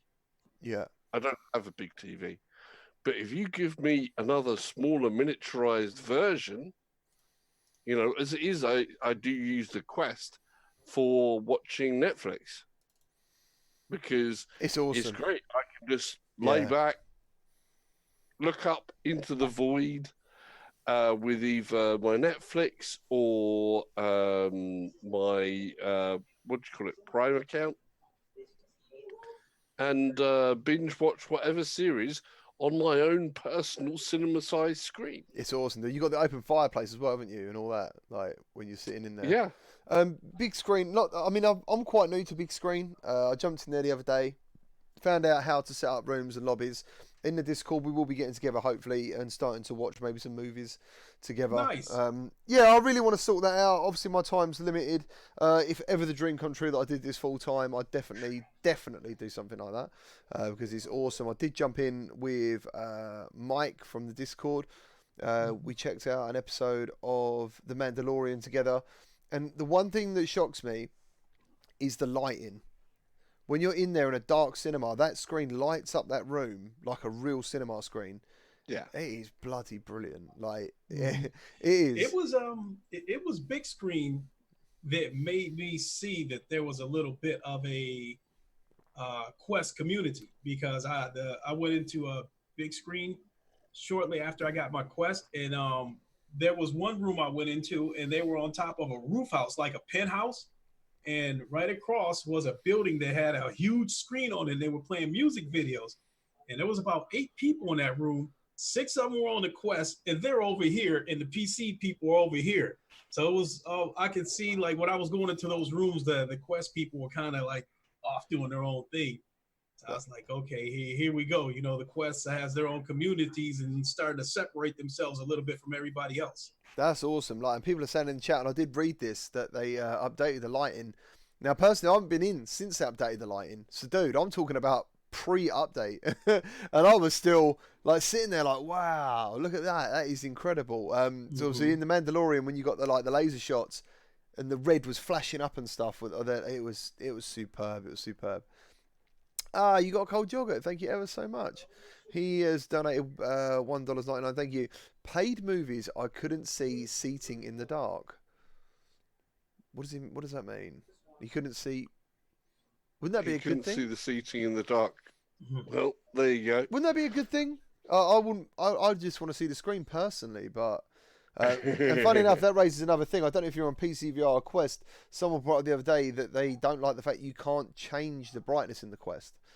They want to be able to have a brightness adjustment. Now, me playing games personally, I've not come across a time when I want to do that, but I do get it when I'm streaming some games. For example, Phantom Covert Ops. Very dark game. Looks great in the headset, but on the screen it was like, oh, is it a bit too dark? I'm not sure. So, but yeah, that come out from that stream. So what we got? Gaming Legend says we can watch Lincoln play Paradise VR in big screen. I seen that. I seen that. Now look, he's going to address it, everyone. He's going to address the issue. I really am. You know what? I was going through a video. My Steam library, and as I said before, because I just got my PC back, I had to re-download my library. And as I'm scrolling down my library to see what games I have not reinstalled, VR Paradise was one of them. He's so defensive. When I looked at it, yes, I'm getting defensive. I played a whole 6 minutes on that game. I do have a friend that is a YouTuber, that is a friend on Steam, a well-known YouTuber that has 29 minutes logged in on VR Paradise. Zimtalk. Zimtalk's got it. Zimtalk's been on it, man. I was like, what the hell? Yeah, I felt like I've been missing out on some sort of secret meetup place.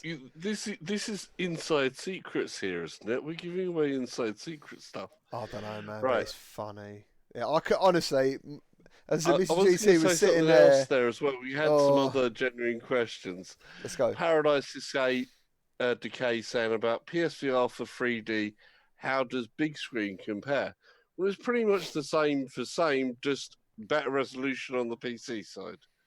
Mate, I think 3D films are very good, but when it comes to everything else like 360 and just watching YouTube, the Quest is better. Yeah, for sure. Just because the higher resolution in there. Yeah. The jump on resolution on those screens is a good thing in terms of sharpness. Yeah.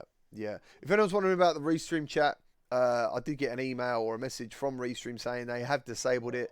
They're now re-enabling it and testing it. I just wanted it up there because I can't get any messages through from Twitch and Facebook without it. So it's just sitting there waiting in case anyone does message, because I was getting some messages from Ian on Facebook and I was missing them. So, the next thing we're going to talk about is the AR lenses that recently everyone's been talking about. I think they're from Mojo, I believe. I've got some notes on them. Have you guys seen these already? You must have seen these. Only a little bit. And what do you... No. You haven't seen... I'll tell you what, it is quite exciting stuff. There's no two ways about it. And it kind of makes you think about, I don't know, like Minority Report, or just that whole thing of your world is... It's going to feel... Everything's going to be available for you. And I couldn't put anything in my eye. I'm always reminded of the Friends episode. Where Rachel can't have anything put in her eye. I'm like that. I can't. No, I wouldn't put contact lenses. There obviously is Just that. Give me glasses, yeah. man. There is obviously that to it. There is obviously that to it. I know what you're saying. There was something about, not that I took it down in the notes, but if you want to look up your own thing of this, they did mention the way it sits in your eye is apparently the harder bit of the, whatever the, I wouldn't say plastic, I'm not sure if it's plastic or not, but whatever material it is harder on the white and then soft on where your actual vision is. But so Mojo lens, the display uses micro LEDs that only use 10% of the power of current LCD displays, and they have 5 to 10 times higher brightness than OLED panels. This means that micro LEDs enable comfortable viewing outdoors. The Mojo lenses promise to deliver the useful and timely information people want without forcing them to look down at a screen or lose focus on the people and world around them. Now, the first thing I think when I read that is advertisements. I always imagine that as you walk past shops or something, without even looking at the shop, you would see an advertisement for a shop, for example. That's my images of the future. Is it Obey? What was the really old, or quite an old film or something where you see all these advertisements and people, and it's all a bit weird. I think you're thinking of They Live, but when he puts the glasses on, and that's it. Yeah. It's a different world. And it just reminds me of that. He said they've also said the lenses will have tiny little displays, batteries, and other components to fit a whole computer on top of your eyeball, Nat. On top of your eyeball. They're going to put a whole computer on top of your right eyeball. I think you should look forward to it. The company wants to enable a platform that makes information instantaneous, unobtrusive, and available hands-free. It's a rigid gas I don't know if I want to say that, man. It's a rigid something lens. It is super comfortable because it sits on the white part of your eye. Mojo Vision plans to tailor each contact lens to fit the wearer's eye. The one thing I didn't find out, and I think whether I heard it or not, is that they might also be able to correct your vision as well, like a pair of glasses. I'm not sure if I've read that correct. Gas permeables are That's the word. rigid types. You also have. I didn't use gas permeables myself. I've used more disposables. I did at one point use monthly ones where I had to have to clean them and stuff, so they were similar to the gas permeables, but it's sort of like, this is stuff that has been in countless sci-fi films, which is kind of cool. Yeah. But at the same time, you've got to be like, that's going to be on my eye, man. Can I just Is thank that VR gonna get Gamers for the donation, $5? Oh, thank you, £5. dude. Is that before I couldn't pronounce certain words? I bet he's like, I'm out of here. VR Also, Gamers I do. 5. I also got a bit of a bugbear because you know me about words. Secrets of and is it Onikazi have tried to quote the line by Roddy Piper in They Live, and they've only said gum. He doesn't say that. He walks into the bank and he goes, "I'm here to chew bubble gum and kick ass, and I'm all out of bubble gum." So don't abbreviate. That's what Duke Nukem says though as well, doesn't he? He uses Duke that. Nukem nicked it off. Yeah. Oh, I didn't know Piper that. and They Live. I didn't know that. Bubble gum, not gum. Bubble gum. Sorry, I always get frustrated. Bubble gum. Bubble gum. He's trying to wind you up, man. The other thing in this little video is the fact they talk about having night vision. So you're talking about like possibly military purposes as well for this stuff. Do you know what I mean? And stalker purposes. Oh, here we go. Yeah, I mean, I don't know. That's too thick for me. You know, you should be able to see to the moon with that thing. So let me just finish this off. Mojo Vision holds patents for the development of an augmented reality smart contact lens dating back more than a decade. We've had to invent almost everything we've put into the lens. As you can imagine, we've invented our own display. We've invented our own oxygenation system. We've invented our own power data. We've invented our own ACICS custom chips, or ISICS, sorry, and power management tools. We're inventing our own algorithms for eye tracking, and the first game you can play on it is VR Paradise. So, you know, it's I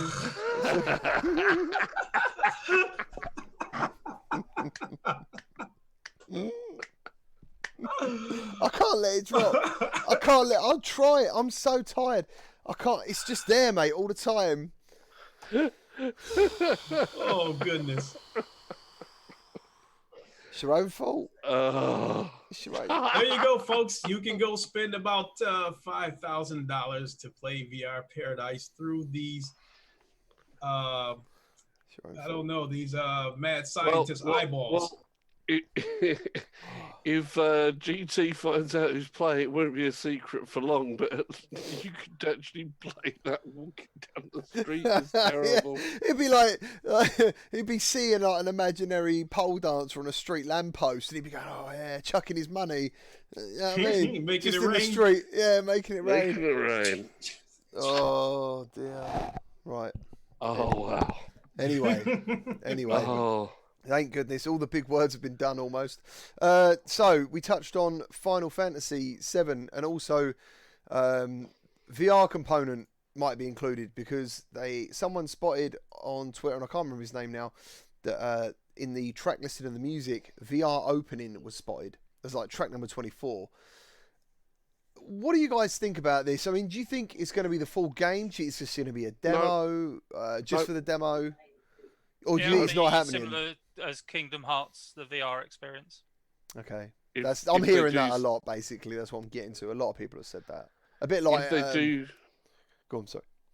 If they do, because, I mean, this is deep dive of an unpublished game or whatever, or whatever has just been caught up in the menu. It could be where somebody's just had something from an earlier build, had a little bit of an idea, threw it in there, and has somehow got left in there. Right. Yeah, right there. Paradise just said it right there. They did that Final Fantasy thing before where it was a fishing game, where like you're fishing for serpents. Exactly. Oh yeah, Monsters of the Deep. Yeah, that was good. And like that Persona. Yeah, but that wasn't supposed to be. Like the Persona 5 game, They advertise it as if you were getting like kind of a whole game, but all it was like a Dance Dance Central version, for Persona 5. So a Final Fantasy being attached to VR or something like that. Yeah. That's just, I guess that's something I'll cross that bridge when I get there. I'm not gonna I got start thinking we're gonna amazingly get a whole excited. game and then I got madly Yeah. excited when I saw that. Madly excited. I was like, wow. I just don't see it at the moment. I think especially We're back. certain game producers in Japan, certain ones there just aren't quite living up to what they'd say on certain things yet. Maybe in the future. Who allowed Stefan to write that? You can't have that on the screen. Sorry, man. Yeah, just put mofo saying if that's right in the future. Yeah, sorry. I just said it come up just as my restream chat starts. It's gonna come up on the screen. Awesome. Of course it is. Yeah, it's all good. It's all good. I mean, she's when the Medal of Honor game comes out. I'm wondering how much of a full game that's going to be. What, Medal of Honor? Medal of Honor is supposed to be a full game, isn't it? Yeah, maybe a full game. They're saying it's got like over 50 missions, so you're definitely looking at plus 10 hours, I would say, minimum. But when you're talking about something like Final Fantasy, the fishing game was the consolation prize in not getting a proper VR mode to the game, because there was supposed to be a full-on VR thing, because they made trailers for it. They made trailers saying, this is what you're doing, you're in the gun battle in VR, and that didn't happen. Yeah, but they only showed the gun battle, didn't they? And that was even I was just like, who really cares? I mean, I do want a proper JRPG, whether it's Final Fantasy or Persona, where you actually, the summons or the personas, you actually call them. That would be, a game that I would absolutely flip for. I mean, if they did come out, I understand what Lincoln was saying about the Persona dancing games, because I suck at those sort of rhythm games, and I would have brought the Persona, if I was any good at those sort of games, I'd have brought the Persona dancing games in a heartbeat. But even I thought the VR was crap. I didn't have a problem with it being a dancing game. I had a problem with the trailer leading you to believe that the way that, if I'm not mistaken, I think the trailer starts off making you think you're going to get a full Persona game in VR, and then now it's people jumping around on the dance floor. What about, I mean, like, did you ever try The Last Guardian on PSVR VR experience? I tried that demo, yeah. That was brilliant. That was brilliant. And that's what I'm saying. It gets your hopes up. That really got my hopes up. That was very cleverly done. And even if they do that with Final Fantasy, I wouldn't be disappointed, because maybe out there someone will buy Final Fantasy, for example, and I don't know, or they'll download it and see that PSVR compatible on the demo thing, and they'll be thinking, what is that? That's another search. It's another, you know what I mean? Oh, it's got PSVR compatibility. That's what I see little things like this as in the grand picture of marketing, that they go on the PSVR store or the PlayStation store, go, yeah, I'm going to download this demo. They get their code and it mentions VR compatible. Now, if you're a fan of Final Fantasy, to me, I'll be like, dude, I'm going to Google that straight away, and then they see more. Even if they did something like what Bethesda did, took one of the last gen titles and revamped it for VR, I think that would be big. Yeah, that's already just been said of Doom VR, but Doom got that other version of Doom, which is not quite it, and it happens and doesn't happen at the same time. Anyway, go on. It's like there's so many times when there's been something that's almost at the point where you go, yes, this is the full-on thing. And they hold back on the fire. They rein it in rather than letting it go. And it becomes annoying when you can't just go, yes, that was what I was waiting for. That was the full thing made for VR, as it should have been done, dusted. And that's the bit that's frustrating at the moment. Yeah, and I think Paradise Decay said it best. He said it's like Battlefront VR section of the X-Wing. He said he tried it recently and it made him want the whole Battlefront game in VR. Yeah, that's awesome. That is awesome. And when I tried that, I was new to VR. So when I played it, I thought it was amazing. And I was like, I'm thinking to myself, is this EA telling us that they about to get into VR and this is just a taste of what we can expect? Unfortunately not. It was the Burnout team, wasn't it? Who done that? It wasn't I'm EA. not It sure. was Criterion, yeah. Criterion. Yeah. Because no, actually it wasn't. It was I can't remember who it was, but it might have been Criterion because I think it was Criterion. Got announced as doing all the vehicle combat in Battlefront 2 because that's why everybody was so psyched about Battlefront 2 because they thought we were going to get a much more immersive, not obviously the full game in VR. That was never going to happen. EA ain't going to do that. But they thought that we might get like X-Wing v TIE Fighter battles in VR, which I think if that was actually going, I don't think you'd have been able to drag me away from the goddamn headset. Yeah. Especially if it would have been multiplayer. Did you guys with PC, because I know it worked on the Quest thing, did you check out Project Stardust? No. I haven't yet. Well, I Me have neither. done in the past when it was a bit more buggy than it is now. Mine was really buggy. Oh, no, mine was proper buggy. I couldn't get past I couldn't finish it. enough. I couldn't finish it. Oh, no, I can actually get the ship to stay upright in one direction. It would just go that was awful straight VR. off. It was really bad, and I'm a person that's done like the full thing with put myself into full flat spins and everything on you can imagine. You know, I've pushed the limit when it comes to VR sickness in so many ways. To the limit. Mhm. But you got other things that are, like I said, things that are coming up here as well, like Ace Combat, which, you know, Ace Combat's big problem is it's done really, really, really, really well, but it's only for a portion. Yep. Well, the PSVR exclusivity's finished on that, on Ace Combat. So Yeah. there's no reason why it couldn't turn up on PC now. That'd be savage. There is no reason why it couldn't turn up on PC, but that would just be then the exclusive missions rather than the full game. Yeah. but I how would many be fine times with has that been on sale? if they priced it accordingly. I would be okay with that.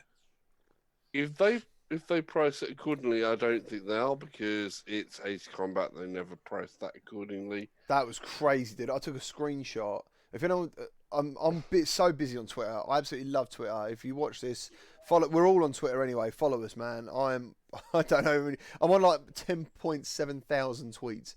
I'm always like sharing stuff from developers, virtuality news, all this stuff, and yeah. Just I was going to say something, but I cannot remember it.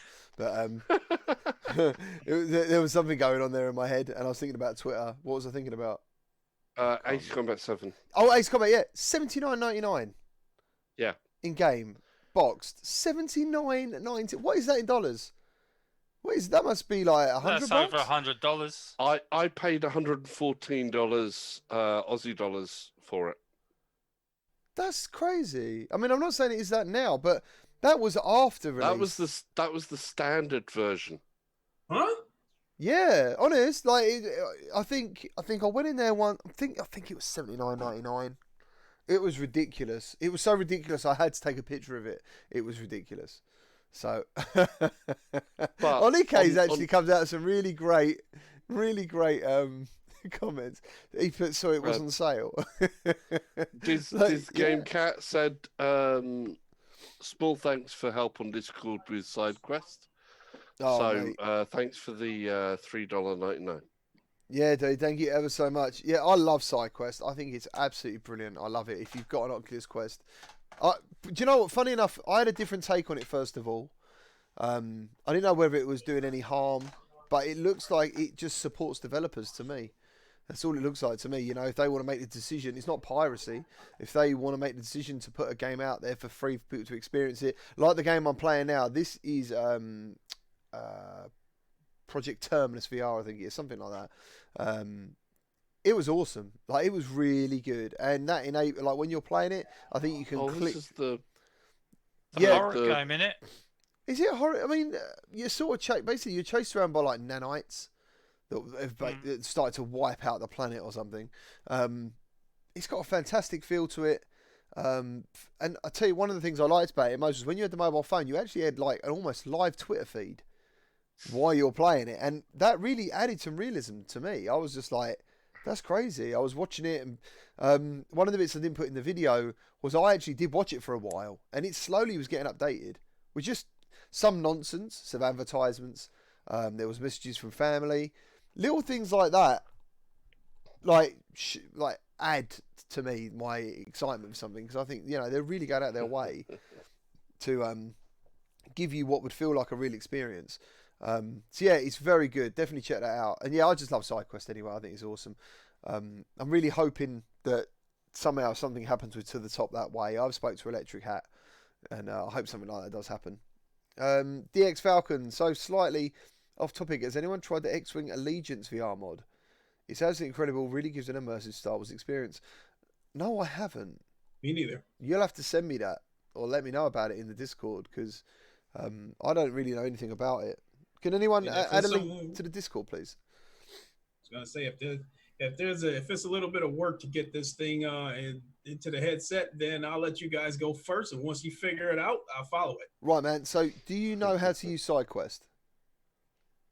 Yes. Okay, literally just click install.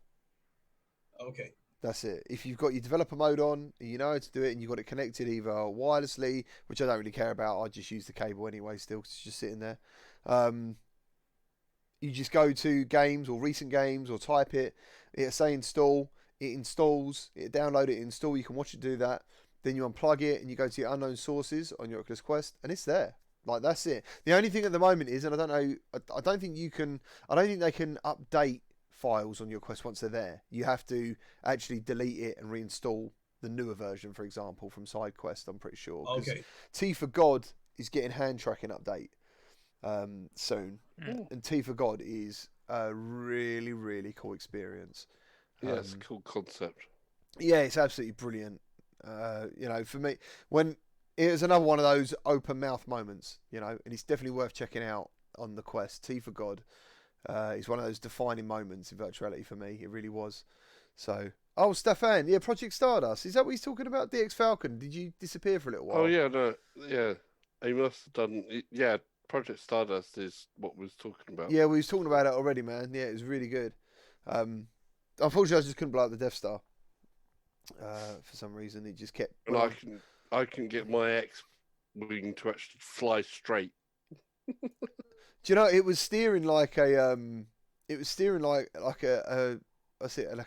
rear wheel massive car for me. Sometimes I'll be going along and I turn it and I'm just like, I feel like I'm drifting. And then you click the booster and it would get you back in line almost. That would be great, because mine was doing end over end flips at a rate to about 6 times per second. Yeah. Okay, so I'm out of the loop on this Project Stardust. Is this through SideQuest or other means? Other means, man. It's a student product. Yeah, I think it's a single guy, isn't it? It's one guy. It's a PhD project. I'll send you his link to his Twitter, Okay. and that'll send you where to download the file. And literally, you download it to your PC. You'll open the Unity folder. That's it. I think that's it. It just runs. Yeah. That's very simple. DX Falcon is saying no. There's a mod for the X-Wing Alliance game as well, which was a thing further back. I think it wasn't updated. I don't know. I didn't know if it was updated or not. I often hear a lot of people that was around doing on the DK2 saying about it, but I hadn't really seen anything to do it. So. Right, I should be able to chuck this into our. Thanks, Midlife Gamers, for the $3.99. Thank you, man. Thank you so much. Thanks for dropping by. As always, a pleasure. Yeah, man. Thank you. Thank you, everyone who's donated today. I really appreciate it. So hopefully, there's the link to his Twitter link, and so you can follow him. It'll give you probably the most updated version of the game.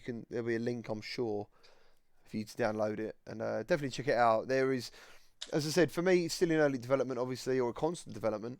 And it's not perfect, but there's certain moments in it are exceptional, and you'll really enjoy it, and it give you quite a good buzz for Star Wars. Okay. So yeah, Midlife, cheers, man. Thank you ever so much. Really All appreciate right, that. I'll Dude. follow them, and I will come back to that. Yeah, man, it'd be good. I'd love to see it on your channel. That'd be great. While you're here, guys, please remember to follow these guys as well. You know what I mean? They're all always out there representing Have VR they and actually stuff. stopped blocking casting on the side quest content then? No, because I can't. Well, I don't know about you guys, but casting the Facebook side quest material, no, you can't. So you're looking at this video. This video I made casted. I casted this video. This is how I made this. Okay. So Because you couldn't cast previously. you couldn't. The other thing is sound. Whenever you try and cast a side-loaded game, as far as I'm concerned, the audio is crackly all the way through. So I have to use my Bluetooth setup to get around that. But even then, sometimes it still breaks down. But on general, it's like 90% there, the sound. So this whole video is casted, and yeah, the sound's through Bluetooth. Last bit of information for this week, as far as I know, is Rec Room on the Oculus Quest got laser tag, and laser tag is one of the best things to do in Rec Room. So that's absolutely brilliant, man. Thank you, Shats. Cheers, dude. Thank you. I'm glad you enjoyed the show. I'm glad everyone enjoyed the show. Really appreciate that. A lot of people still play Rec Room. Yeah, Rec Room's huge, dude. Well, I'm saying that because I'm assuming that as far as free games of that nature, I assume that VR chat was the top one out there. It's definitely for the younger audience, I would say. VR chat, there are younger people in it, but it sort of caters, in my mind, when I go in there, for like teenagers and upwards. Rec Room predominantly seems to be teenagers and down. Like, do you know what I mean? Out of every game I played, I actually did wonder, where are the kids in virtuality? And they're pretty much in Rec Room.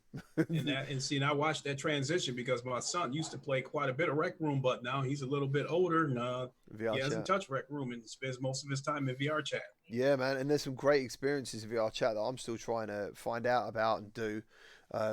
That's where I got Ridge Racer from, VR chat. So much stuff to do. Yeah, like Ridge Racer in VR chat is fantastic. That was amazing for me. I didn't know that was there, but there is a form of Beat Saber there. Not only that, two people can play at the same time. One person can grab one saber, and the other one can grab another. Come up before, yeah. Yeah. There's so much stuff in there. There's also things like they're looking at these markets for unique items and all different stuff like that as well, which is crazy. But wow, you know, it's its own topic that we could take forever on what is available in VR chat. Yeah. Definitely. But you know, VR chat is if it was a paid experience, it'd be worth it because there's so much content there. I agree, like a monthly subscription maybe or something. Decepticon says PSVR needs a new social, I'm assuming, platform. You know, like I agree, like PlayStation Home. I really did think PlayStation Home would return, and I do think it might do in the future. I hope so too, because that was a pretty awesome feature on the PS3. It started out with not much content, but as they built on it and added stores and I think they even added an amusement park there. It was pretty neat. So yeah, that definitely needs to come to VR. Yeah, because people need that. You know, they need somewhere to go, somewhere to meet up with friends. Yeah, because Rec Room is pretty much the only social experience on PlayStation VR. In terms of and it's free. In terms of mini games and interacting with people, that kind of stuff. Yeah, I mean, when you first go in Rec Room, like a lot of things, when you first go in Rec Room, you are wowed. There's no two ways about it. And I think we used to do our round table discussions in there, Nat, didn't we? That's where we first met. Was Rec Room, and really, and write things on the whiteboards about Polish Paul. Polish Paul. Yeah, we did. Yeah. You'd often see the word Polish Paul and like there'd be a penis or something written somewhere. That used to be well funny. And that's no freshest news in the village. I remember, man. He's doing really well. I remember going in there and we'd had our little meeting, and someone had, from our previous session, left on the board this particular message about Polish Paul, and Dave Station was pressing the jump button in excitement So like his character was jumping reading it because he was loving that we were all taking a mick out of him. Oh, it's just amazing. It's a really good time. So, but yeah. So anyway, guys, anything else you would like to add to the show today at all?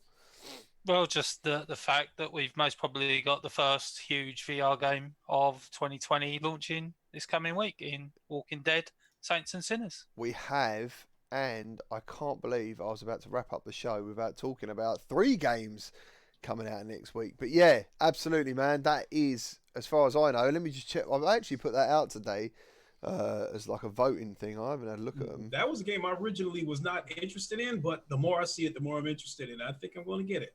Well, I'm interested in it primarily because it is a single player, story driven experience, which I want like the blood and I always gore. like. Yeah, I want to blow some zombies' heads off. Dude, of like, the 2 different things, I think I'm interested. Like you say, it's a bigger, wider game. I'm not big on the zombies or the horror, but I think the hype on this game is certainly real. yeah, I Yeah. can't wait. I'm looking at this voting thing. So What format are you guys going to get it on? out of 85% were Saints and Sinners. 18% went for Shadow Legend. Bear in mind, you can't double vote. So some people are probably picking up both. And then you've got a 22% Doctor Who. So more people are looking forward to Doctor Who, Edge of Time and The Quest than they are Shadow Legend. I'm not That's sure. on PlayStation VR, isn't it? Shadow Legend's on Isn't it already PlayStation. out, Yeah. isn't it already out on PC? It is, Yeah, it is. I've got it. So I'm going through the comments, and they're all about Saints and Sinners. Scott Merrill said he pre-ordered Saints and Sinners. The Real Town Seeker, seeing Saints and Sinners was the last straw and made me decide to finally get a PC soon. So that's pretty cool.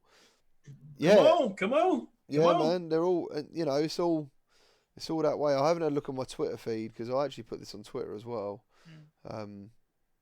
Well, it's coming out on both the Oculus Store and Steam. Same Because I've again. seen it on Steam for quite a while. So I'll most probably go with the Steam version. Same again. 54% are voting for Saints and Sinners. So What's the exact date? Is it? What's the exact date? 23rd. yeah, bloody hell. What are we then? Is it the 18th today or the 19th? 19th. The 19th, because Thursday. yeah. Crazy stuff. Crazy stuff. But yeah, this looks fantastic. Are any of you guys looking forward to Shadow Legend? I No, already not have it. Okay. Yeah, well, 'cause it's PC. and what did you think of it?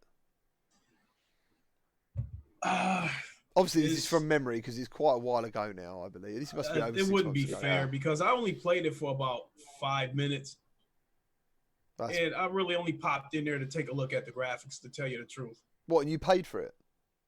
yeah. Dude, it's actually really good. Like, really good. I really enjoyed it. It seems a little bit... I'm- The only reason I'm it gonna felt come back short to it. is because I wanted to play more of it.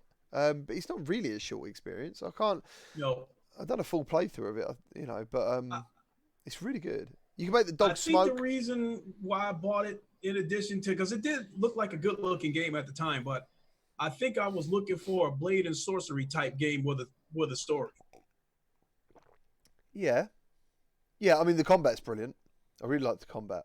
Blade and Sorcery, though, is kind of like what was the Boneworks before Boneworks, wasn't it? Mm-hmm. So, but yeah, honestly, like as I said, I played it on PCVR. I will be playing it on PSVR. I might make a video because I've got it already. I just haven't played it yet. So I might pre-play it, make like a 20-minute intro video. So there's not real many spoilers. But in that video will be the introduction to we've got 4 keys to give away of Shadow Legend. So on the 21st, that'll be the date that it goes up. 10 a.m. PST, I think it is. Which I think normally equates to around 6 p.m. our time, something like that. So yeah, that'd be on there. DX Falcon, you can make the dog smoke. You can make the dog smoke. You get the pipe and put it in the dog's mouth. And the other thing is the magnifying glass works as well. That is awesome. Do you know what? I had a fantastic, and I'm not just saying this, right? When I made that video, I didn't look at anyone else's video of this game because I thought I was quite late to the party on this one. When you get the magnifying glass, I thought it was brilliant because it works. That you could actually like make things like bigger with it. And I remember watching this guy talk, and I found it hilarious. Like, and I thought I'll put it out in my video. The amount of videos I saw do the same thing is what I did. And I thought, did I do a trend there? Have I got people watching my video? I don't know. Or maybe everyone just had a similar sense of humour. But yeah, I'm definitely looking forward to going back into this because it's been such a long time. And I do think, without playing it, if the controls are as good as I think they're going to be with the moves, I think PSVR players are in for a treat when this comes out. I think so. I think they need a game like this too. They do at the moment, yeah. Not just saying that, yeah. Because what else do they have along this line other than Skyrim? Yeah, well, just in general, like I went on the. Do you know? I mean, I haven't. My little girl's been bang on Fortnite, playing it loads, and my PlayStation's been downstairs for about a week. It's just managed to get up the stairs, but it's still ready for Fortnite. So this week will be PSVR. I want to play some Firewall. I want to get back into it. And I thought I better check the store, man, because I haven't really played anything apart from the 2 racing games we had, which was Touring Karts, Mini Motor Racing X. I haven't really done much PSVR. And I went on the store and there was nothing that I felt like I've missed. I was like, don't know. There's nothing. You know, maybe if someone sent me a code, I might play it, but there's nothing I'd chase. Nothing I would pay for at the moment that I haven't already got or played. So I think the timing for this guy, he's going to have I think he's going to have a successful launch of on PSVR. I really do. I think word of spread. As you said, it looks like Skyrim. It looks like it's got good sword combat, which it has. It's got a crossbow. I think it's got bow and arrow. It's got magic. As I said, the only thing was it finished for me. That was the only thing I was gutted about when it finished. And it's got a good ending as well. I like the ending. So yeah, you're gonna enjoy it. I believe so. Yeah, hopefully it'll all go well on the 21st, and you can win a copy. Well, I will reach out to see if I get a key and stream it. Yeah, man. Yeah, I know. As I said, because I supported the guy before, we've been in contact a few times, so I can always help you out with that one. But yeah. Also, I do want to say because I said that I played the Until You Fall free weekend that ends 8 a.m. tomorrow, UK time. So if you want to check it, I didn't get on with it. I'm not saying it's a bad game, but for me, and I said it in my stream, it seems like a one-trick pony. It seems like an endless runner type game, and I get bored of those type of games really, really quickly. I love the visuals. I like the art style. Somebody said they didn't like the music. I didn't really have a problem with the music. I thought it was okay, but I was just all doing the same thing over and over and over again. Like I say, I'm not saying it's a bad game, just not for me. But like I say, if you do want to try it, you do only have a few hours to do. And who do you try it through? Steam or Oculus or? It's on the Oculus Store. You can only do it through the Oculus Store. This game, I actually. Lincoln, you're gonna love it. Thinking, if I remember correctly, is this the game that came out? Is it right here? You showing GT? No. This is Doctor Who. I was going to step on Doctor Who on the Quest. Okay, so if I remember correctly, Until You Fall didn't have much of a chance with me because if memory serves me right, it came out about a week after Asgard's Wrath. Mm-hmm.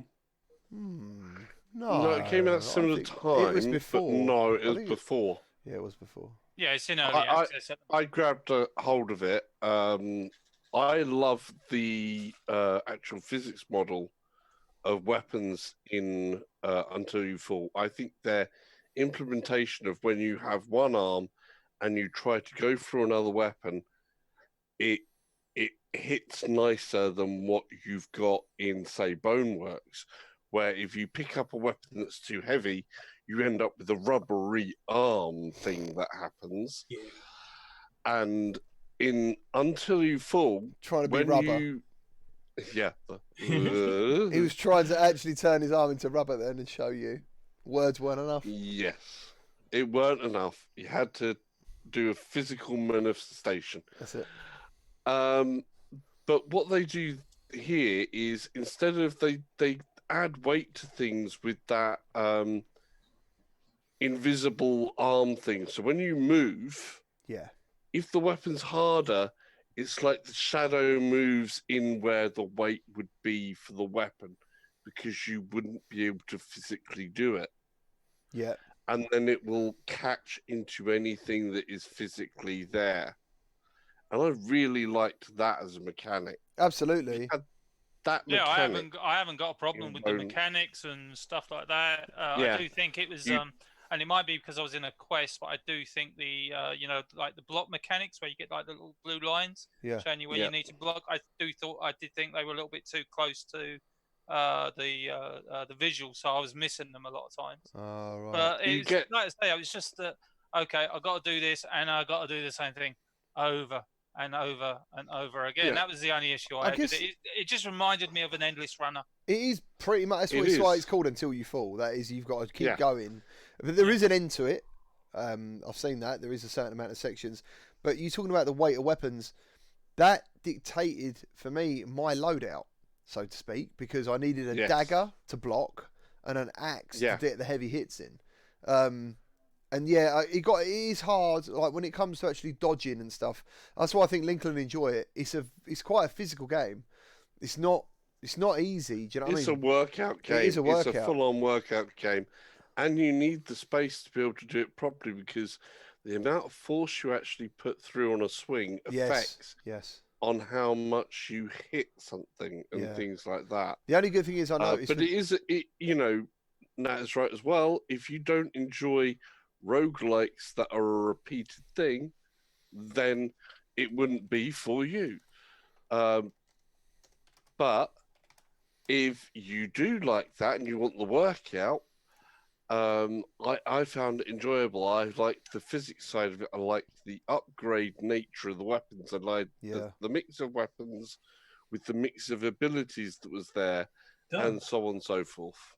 I think you're in for a real treat, dude. I think it's really good. I love the music as well. Let me see. And the file doesn't look. It's only 3.6 It's not that big. gigs. It's not big. 2 gigs. Okay.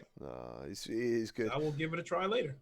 Yeah. So on to the very last topic is Doctor Who: Edge of Time on the Oculus Quest. I am out of many other games that people talk about being multi-platform. I'm very interested to see visually how this comes across, because when I was emailing the developer, he said to me he thinks that Oculus Quest is the best version, and I don't know whether he means that visually or for the freedom. I don't know, but he mentioned like his daughter was playing it in the garden, walking around or something. So I was like, yeah, that must be it. But yeah, he said arguably he thinks it might be the best version of the game. So I was like, dude, that's excellent. That's fantastic. And I think that it comes out on the 23rd, I think. I'm not 100% sure now. Because as I said, I'm really, really tired and I keep forgetting stuff. Well, most Oculus stuff is on Thursday, so usually. Yeah, that makes sense. So Someone's asking if it's cross-buy. let me have a Don't think check. it is. Let me have a check. We are going to be streaming it on the Quest. We have a key to give away. And the developer is hoping to join me in the chat as well. So if you have time to join the live stream, he will be there. He said the game's coming on the 23rd, and it's arguably the best version of the game. He's actually been playing it in the garden with my kids in a massive 6x6 meter space, and let them go in and out of the TARDIS and walk around freely. That sounds bloody awesome. Do you know what I mean? That sounds really cool. Yeah, I didn't see a mention of cross-buy, but that doesn't mean it isn't there. But there's no mention of it so far. Unfortunately, Oculus does not go out of its way to show what games are cross-buy. I ended up having to Google it, and I found a link that took me into the Oculus website that gave you a list of games that were cross-buy. So I would just advise you to look into it before you go buy a game. I found it a bit different on launch. I think at the Quest launch, they were really, really hyping that, and they really, because they wanted obviously people to get their Quest and go, I've got games already to play. And then after that launch, I do agree, it has gone a little bit quiet. But what was nice about, what was the game we played this week? They actually put it on the thumbnail, so you couldn't forget that it was, what was that game I played? Fail Factory. Cheap game, but yeah, they actually put it on the thumbnail. So I was like, dude, I want to chuck it on mine as well. You know? Yeah, because it is a developer-based thing. It's the developers that says whether it's going to be cross-buy or not. Yeah. Oh, TGK said he saw Doctor Who on the Quest store for $15.99. Oh, it's a good price for that game. I don't know. I mean, I really enjoyed it personally. It's a little bit frustrating in places when it comes to being. Puzzles. Yeah, puzzle. First puzzle. I'm They, sorry, I couldn't get past that. are you going I back? really couldn't. I was just, Are you going back? Well, the developer has contacted me and said, "Do I want a key?" So if they give me a key for the Quest version, I will go back. But to be honest, I've got so many games now. I really don't have an interest to going back to the PlayStation VR version. No. So I'll wait and see. Like I say, that first, the first puzzle you get in the second area. It just annoyed the hell out of me. I just got very frustrated very quickly. Yeah. And because I've always felt that those sort of games, they should build the puzzles up. So initially, when you get them, they're fairly simplistic puzzles, and then when you get right to the end of the game, if you're going to have it, they should be the really hard as nail puzzles. And like I say, for whatever reason, I even said, during the game, listen, maybe I'm just a stupid MFer and I don't get it, but I don't understand this puzzle. And it's literally, it just took all the enjoyment out of that game straight away. Were you streaming or just playing it offline? No, I was playing it. I was streaming it because if anyone watched that stream, literally they would have found some new swear words that I invented during that stream. I was going to say, streaming adds pressure. It does. No two ways about no, it. not really, because it doesn't for me. Bother me if people think that I suck at playing games and stuff, because I've had that for years now. When I first started playing games, I'd get messages, so you don't know what you're doing, you can't play games. It's like, it ain't about that. It's about me having fun. Oh wow, excellent! I agree with GT. I race different when I'm streaming versus when it's me. Yeah. There's a different side. Yeah, there is a different side to actually having to process your thoughts and speak at the same time or respond to chat sometimes, but it does depend on what is going on. But from like playing Static as a puzzle game, and I'd sat there for one part in Static and just gone, and you got chat coming in at the same time, and you're going, "Oh, what am I doing?" And I'm like, literally for ages, I'm missing some tiny thing. I'm missing some tiny thing. Do you know why I think it's more pressure? It's because you can't quit. No. Like if you're playing a puzzle, my old thing was like when I spoke to people about certain games, I'd be like, just walk away for 15 minutes. Do you know what I mean? Go and get a drink, come back. It gives your brain time to, because you've almost got to figure out how the person who developed the game is thinking. That's what you got to do, or how they thought. What was their approach? Why is this puzzle here? Something like that. But when you're streaming, you're locked in. You can't get away. You got people watching you, and they're like, "We'll do it.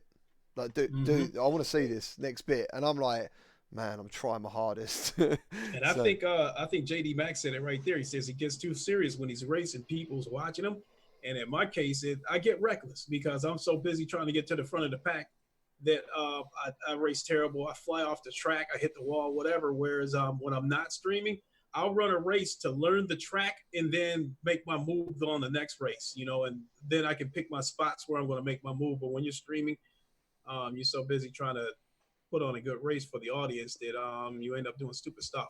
Yeah. See, I've never thought that.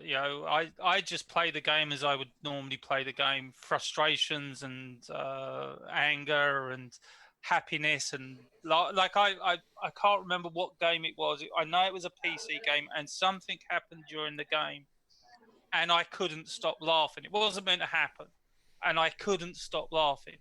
But that would have naturally happened just me playing the game. I just play the game. If I suck at the game, if I'm good at the game, it doesn't.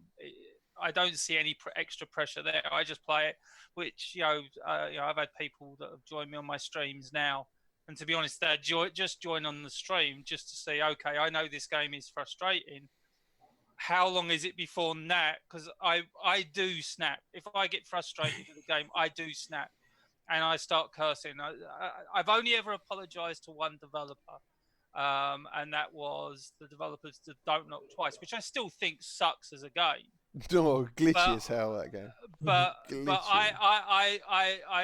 I literally just tore into the developers, and I did overstep the mark That's the only time I've ever apologised after the fact, Mhm. because I knew I overstepped the mark. I was calling every name under the sun, and I got a message from the developer saying, "Sorry, we made you so mad." And I sent a message back saying, "Listen, Mhm. you know, it was just, you know, a spur of the moment thing. I do apologise for what I said because it was out of order." I And I still even did a feel video that for it. pressure. Games like Firewall, for instance, if I don't get any kills, I feel like I've wasted people's time. Oh You know, man, streaming it. yeah, me too, absolutely. Oh, I just make it part of the stream. I just thought, can you believe how much I suck?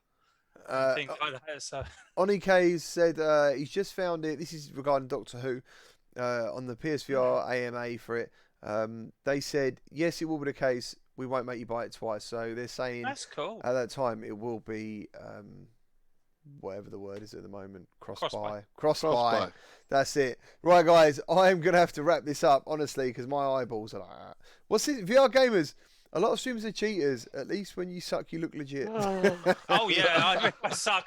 They cheat. I'll admit it. Video editing's cheating. I use that all the time. I don't video edit. I just leave it out there. Oh man. Yeah, when you're doing live, there is, you know, you can't cheat when you're doing it live. Yeah, absolutely. I love live streaming, but when you're doing I think the best thing about doing a game early in alpha beta is that you can edit it because sometimes the game just doesn't want to perform. You know, you're making a video and it just crashes or something else happens, and you're like, but this isn't the part of the game.